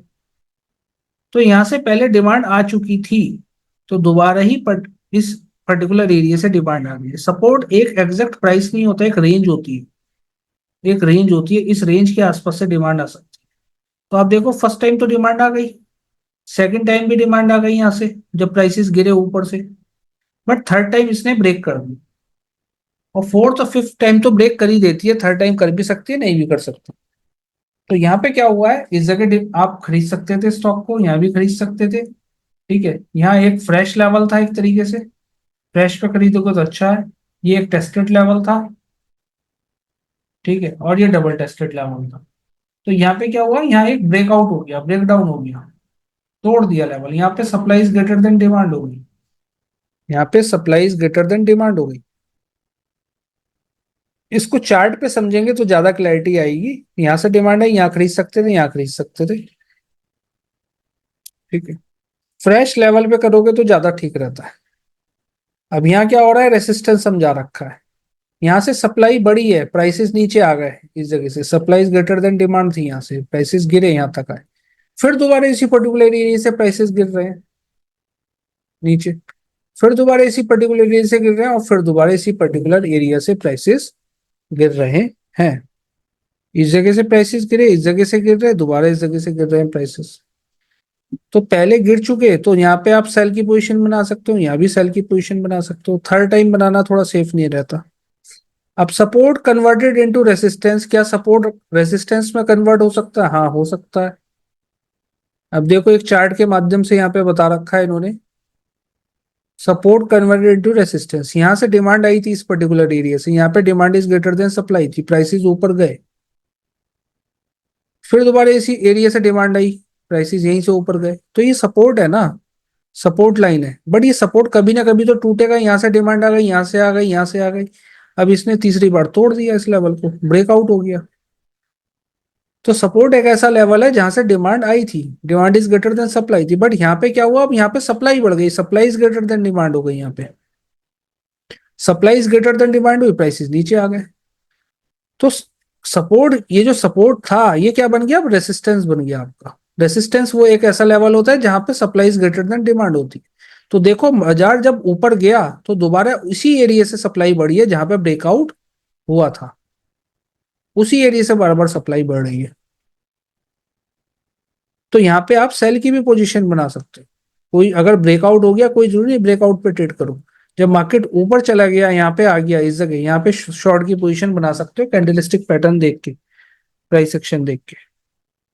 इसमें देखें, ये सपोर्ट था, डिमांड आई थी, यहाँ से ऊपर तक गया था, तो देखो दोबारा यहाँ से डिमांड आई और फिर इसने क्या कर दिया, ब्रेक कर दिया, ब्रेकआउट हो गया। ब्रेकआउट होने के बाद नीचे आ गया, तो ये सपोर्ट जो था वो क्या बन गया, रेसिस्टेंस बन गया।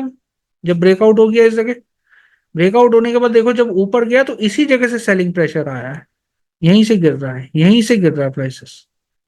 क्यों गिर रहा है, क्योंकि ये एक रेसिस्टेंस बन चुका था, ये एक रेसिस्टेंस बन चुका था। कैंडलस्टिक चार्ट पे ज्यादा बेटर समझ में आएगा। अब यहाँ देखो, resistance converted into support, resistance support में भी कन्वर्ट हो जाता है।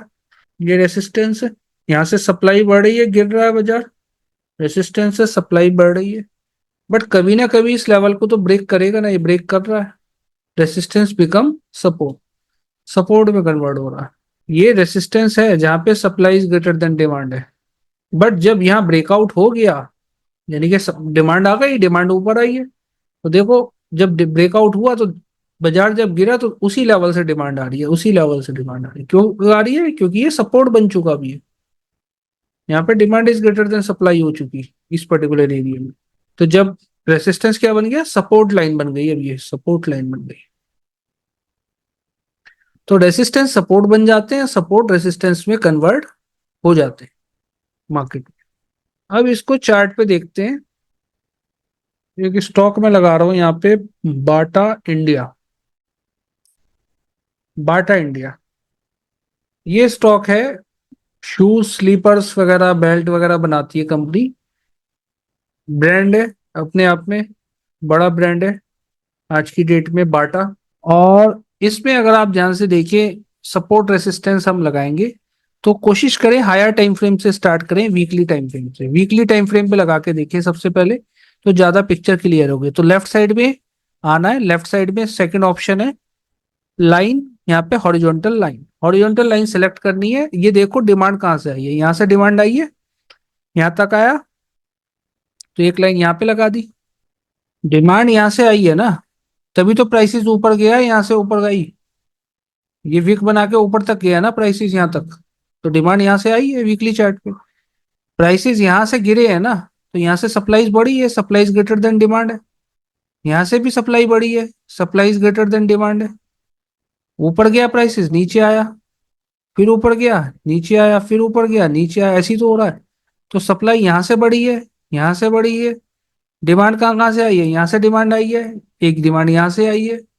तो जहां से डिमांड आई है वहां पे हॉरिजॉन्टल लाइन जस्ट ड्रॉ करनी है आपको, जहां से डिमांड आई है वहां पे हॉरिजॉन्टल लाइन ड्रॉ करनी है। अब देखो कहाँ कहाँ से आई है डिमांड, यहाँ से डिमांड आई है, इस जगह से देखो, पहले भी यहाँ से डिमांड आई थी देखो, और दोबारा भी यहीं से डिमांड आई है। अगर आपको पता होता कि पहले डिमांड यहाँ से आ चुकी थी, प्राइसेस 1262 रुपए से ट्रेवल करके यहाँ तक गए, 2200 रुपए तक चले गए थे, तो दोबारा जब मार्केट गिरा इस रेंज तक आया तो दोबारा यहाँ पे आप अपनी की बाई की पोजीशन बना सकते थे, अगर सपोर्ट रेसिस्टेंस आपको आता होता तो। और यहाँ पे अच्छा खासा वॉल्यूम भी था जब डिमांड आई तो। हम इसे सपोर्ट क्यों कह रहे हैं, ये सपोर्ट इसलिए कह रहे हैं क्योंकि हाई ब्रेक करके ऊपर नहीं चला गया, प्राइसेस हाई ब्रेक करके ऊपर चले गए, तभी तो कह रहे हैं सपोर्ट है। तो हम इस जगह अपनी बाई की पोजीशन इनिशिएट कर सकते थे पैटर्न देख के, वो सीखेंगे पैटर्न अभी आप। अब रेसिस्टेंस देखोगे तो एक रेसिस्टेंस ये भी है, यहां से सप्लाई बढ़ी है, इसको रेड कलर में कर देते हैं,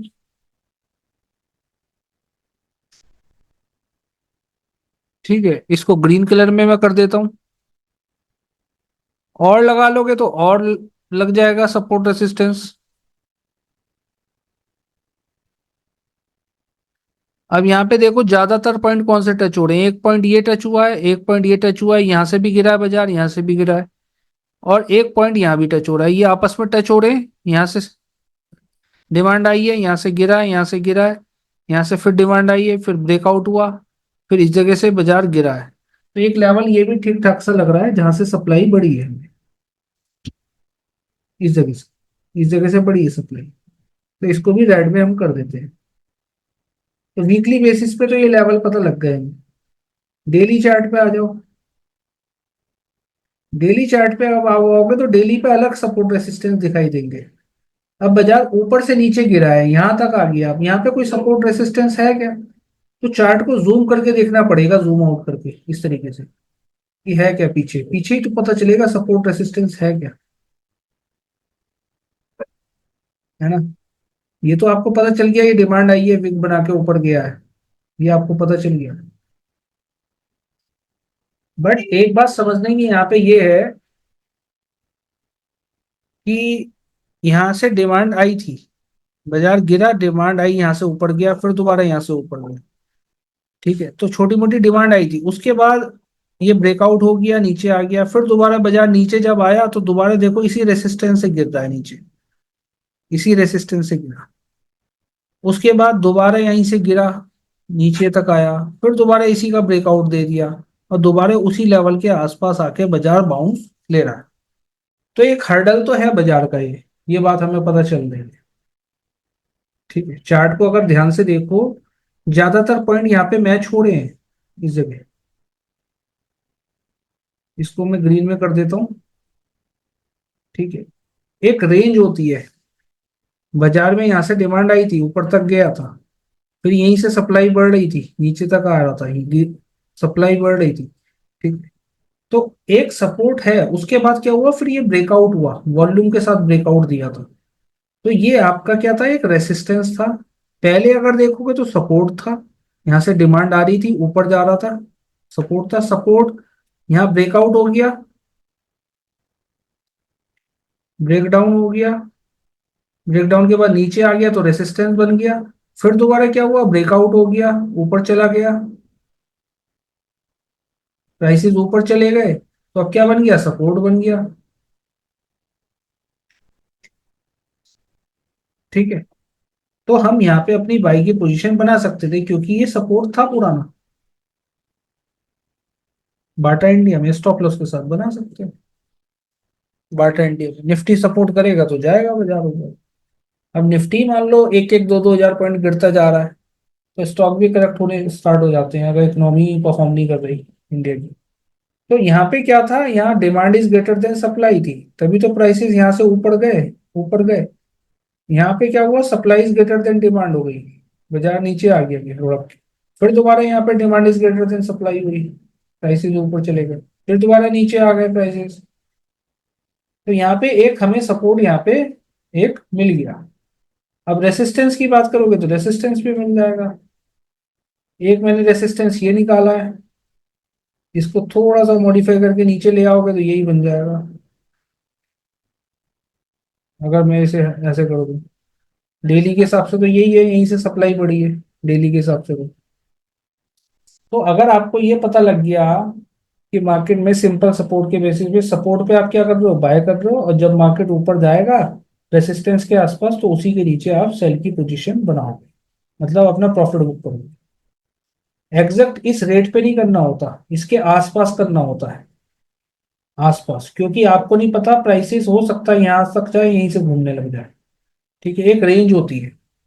ठीक है, तो उसके आसपास करना इंपॉर्टेंट होता है, बहुत ऊपर तक नहीं लगाना होता। अब जोमेटो है, जोमेटो, जोमेटो लगातार ऊपर चलता चले जा रहा है।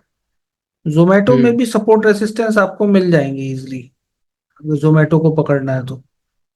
ठीक है, इसके लिए आप 4 आवर चार्ट पे या 1 आवर चार्ट पे देख सकते हो। अब जैसे यहाँ से एक फॉल आया था मार्केट में, फॉल आने के बाद नीचे तक आया 206 तक, 231 से, तो ये भी तो एक रेसिस्टेंस है। गिरा। उसके बाद जब ये ब्रेक हो गया तो सपोर्ट बन गया ये लेवल 230 का। तो नेक्स्ट टाइम जब जोमेटो इस रेंज में आएगा, 230 की रेंज में आएगा, तो हमारे लिए बाय के लिए ट्रेड आप प्लान प्लान कर सकते हो। सस्ते रेट में मिलेगा उस समय जोमेटो, उस समय जोमेटो सस्ते रेट में मिलेगा। इसके अलावा और नीचे आ जाओगे तो देखो एक सप्लाई यहाँ से बढ़ी है, यहाँ से गिरा है, गिरा है, तो रेसिस्टेंस है ये। बट यहाँ पे ब्रेकआउट भी हो गया, ब्रेकआउट होने को ऊपर गया तो देखो इसी जगह से डिमांड आई है फिर। तो मार्केट में सपोर्ट रेसिस्टेंस बनता रहता है, रेसिस्टेंस सपोर्ट बनते रहते हैं। ये क्या था? रेसिस्टेंस था, गिरा था बाजार यहाँ से, फिर ब्रेकआउट हो गया तो सपोर्ट बन गया। देखो वहीं से डिमांड आ रही है, डिमांड आ रही है, वहीं से सपोर्ट बन गया। तो ये सब सपोर्ट है यहाँ, ये भी सपोर्ट है और ये भी सपोर्ट है। जोमेटो में 230, लेकिन 231 और 206। जोमेटो अच्छी कंपनी है, बढ़िया कंपनी है, परफॉर्मेंस भी अच्छी ओवरऑल इंप्रूव हो रही है टाइम टू टाइम इसकी, और आने वाले समय में अच्छा परफॉर्म कर सकती है। Same as it is. अब जैसे ये स्टॉक है अपार इंडस्ट्रीज, 1 आवर के चार्ट पे चलते हैं। 1 आवर के चार्ट पे लगा लोगे सपोर्ट रेसिस्टेंस, उस पे भी लग जाएंगे आपसे। अब यहाँ पे तो देखो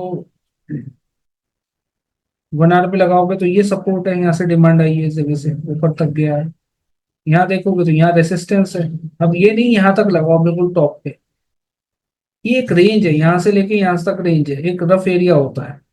अब ये जो बॉडी है यहाँ तक लगा लिया आपने, ये जो बॉडी है यहाँ तक लगा लिया, ठीक। आपको यहाँ परचेस करना है तो यहाँ तक प्रॉफिट बुक करना चाहिए। अब इसके बीच में भी हालांकि सपोर्ट रेसिस्टेंस बहुत सारे मिल जाएंगे, बट जो हायर टाइम फ्रेम के होते हैं उनकी रिलायबिलिटी ज्यादा होती है।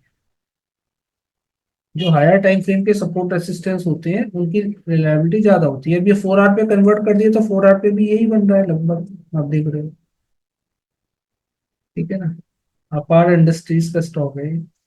पॉलीकैब, पॉलीकैब में देखो यहाँ से सप्लाई बढ़ी थी तो देखो उसी लेवल से सप्लाई बढ़ रही है, गिर रहा है, उसी लेवल से सप्लाई बढ़ रही है।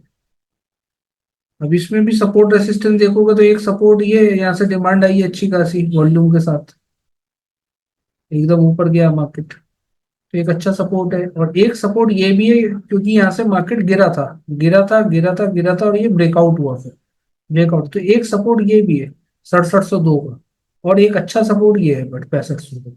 दोनों सपोर्ट है।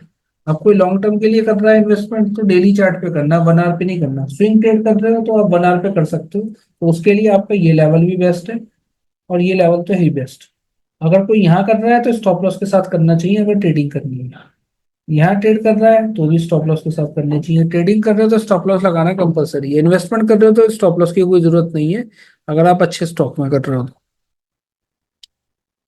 तो सपोर्ट रेसिस्टेंस के बेस पे जस्ट इतना ही है। जैसे जैसे हम बाकी टॉपिक सीखेंगे फिर चीजों को हम कंबाइन करते हुए चलेंगे। केवल सपोर्ट रेसिस्टेंस के बेस पे ट्रेड नहीं लेना चाहिए, ठीक है, साथ में आपको प्राइस सेक्शन देखना आना चाहिए, जो आप आने वाले कोर्स इसमें कोर्स में सीखेंगे। उसके साथ फिर आपका ट्रेंड लाइन है, कैंडलस्टिक पैटर्न है, फिबोनाची रेशियो है, एक्सटेंशन है, रिट्रेसमेंट है, एलियॉट वेव है, ठीक है। तो ये चीजें इंपॉर्टेंट होती है। उसके बाद फिर जो स्ट्रेटजीज आपको दी जाएंगी, टॉप सीक्रेट स्ट्रेटजीज, वो आप अप्लाई कर सकते हो उनके साथ में, ठीक है। तो एक सपोर्ट रेसिस्टेंस के बहुत सारे प्रिंसिपल बाकी चीजों पे भी अप्लाई होंगे, इसलिए ये पढ़ाना जरूरी था कॉन्सेप्ट डिमांड सप्लाई का, ठीक है। ट्रेंड लाइन में भी इसका यूज आएगा। ये पूरा क्रैश कोर्स आपने कर लिया, मुझे उम्मीद है काफी कुछ आपने इस वीडियो में सीखा होगा, और कोई डाउट्स है तो आप कमेंट सेक्शन में लिख सकते हैं। बट एक प्रॉपर तरीके से कहाँ किस चीज को खरीदना है, कहाँ बेचना है, कौन से सेटअप्स यूज करने हैं, हालांकि बहुत सारी वीडियोस मैंने अपनी प्लेलिस्ट में यूट्यूब पर डाल रखी है, वहां पे जाके भी आप सीख सकते हैं। या फिर जो लोग प्रॉपर तरीके से मेरे से मेंटरशिप लेना चाहते हैं नोएडा में आके, दिल्ली में आके, या फिर ऑनलाइन सीखना चाहते हैं, आप दिल्ली नोएडा से बाहर से हैं तो आप ऑनलाइन भी क्लासेस हमसे ले सकते हैं। वहां पे आप सीखते हैं प्रॉपर तरीके से किस तरीके से लाइव मार्केट में ट्रेड किया जाता है, कमोडिटी मार्केट में, फॉरेक्स में, स्टॉक मार्केट में, वो आप सीखते हैं प्रॉपर तरीके से। सारे सेशंस इंटरेक्टिव सेशंस होते हैं और आप अपनी प्रॉफिटेबल ट्रेडिंग जर्नी स्टार्ट कर सकते हैं। जैसे स्टूडेंट ने पैसा बनाया, काफी सारे स्टूडेंट्स कोर्स करके गए हैं या बहुत सारे स्टूडेंट्स ऑनलाइन भी लेते हैं। तो आप भी ऑनलाइन लेना चाहते हैं तो ऑनलाइन भी ले सकते हैं। प्रॉपर तरीके से कैसे टेक्निकल एनालिसिस सीखना है, प्राइस एक्शन स्ट्रेटेजी सीखनी है, कहाँ पे इंस्टीट्यूशनल प्लेयर बाय सेल करते हैं, कहाँ उनके पेंडिंग ऑर्डर लगे रहते हैं, कहाँ पर 500 करोड़ 1000 करोड़ के ऑर्डर लगे रहते हैं, ताकि आप उसी जगह अपने ऑर्डर प्लेस कर पाए जहां पे वो लोग बाय कर रहे हैं, बिग प्लेयर्स बाय कर रहे हैं। तो इसी टाइप की स्ट्रेटेजीज के लिए आप हमें व्हाट्सअप कर सकते हैं, लिंक डिस्क्रिप्शन में आपको मिल जाएगा, या फिर आप मेरी टीम से बात कर सकते हैं। Thank you so much for watching this video.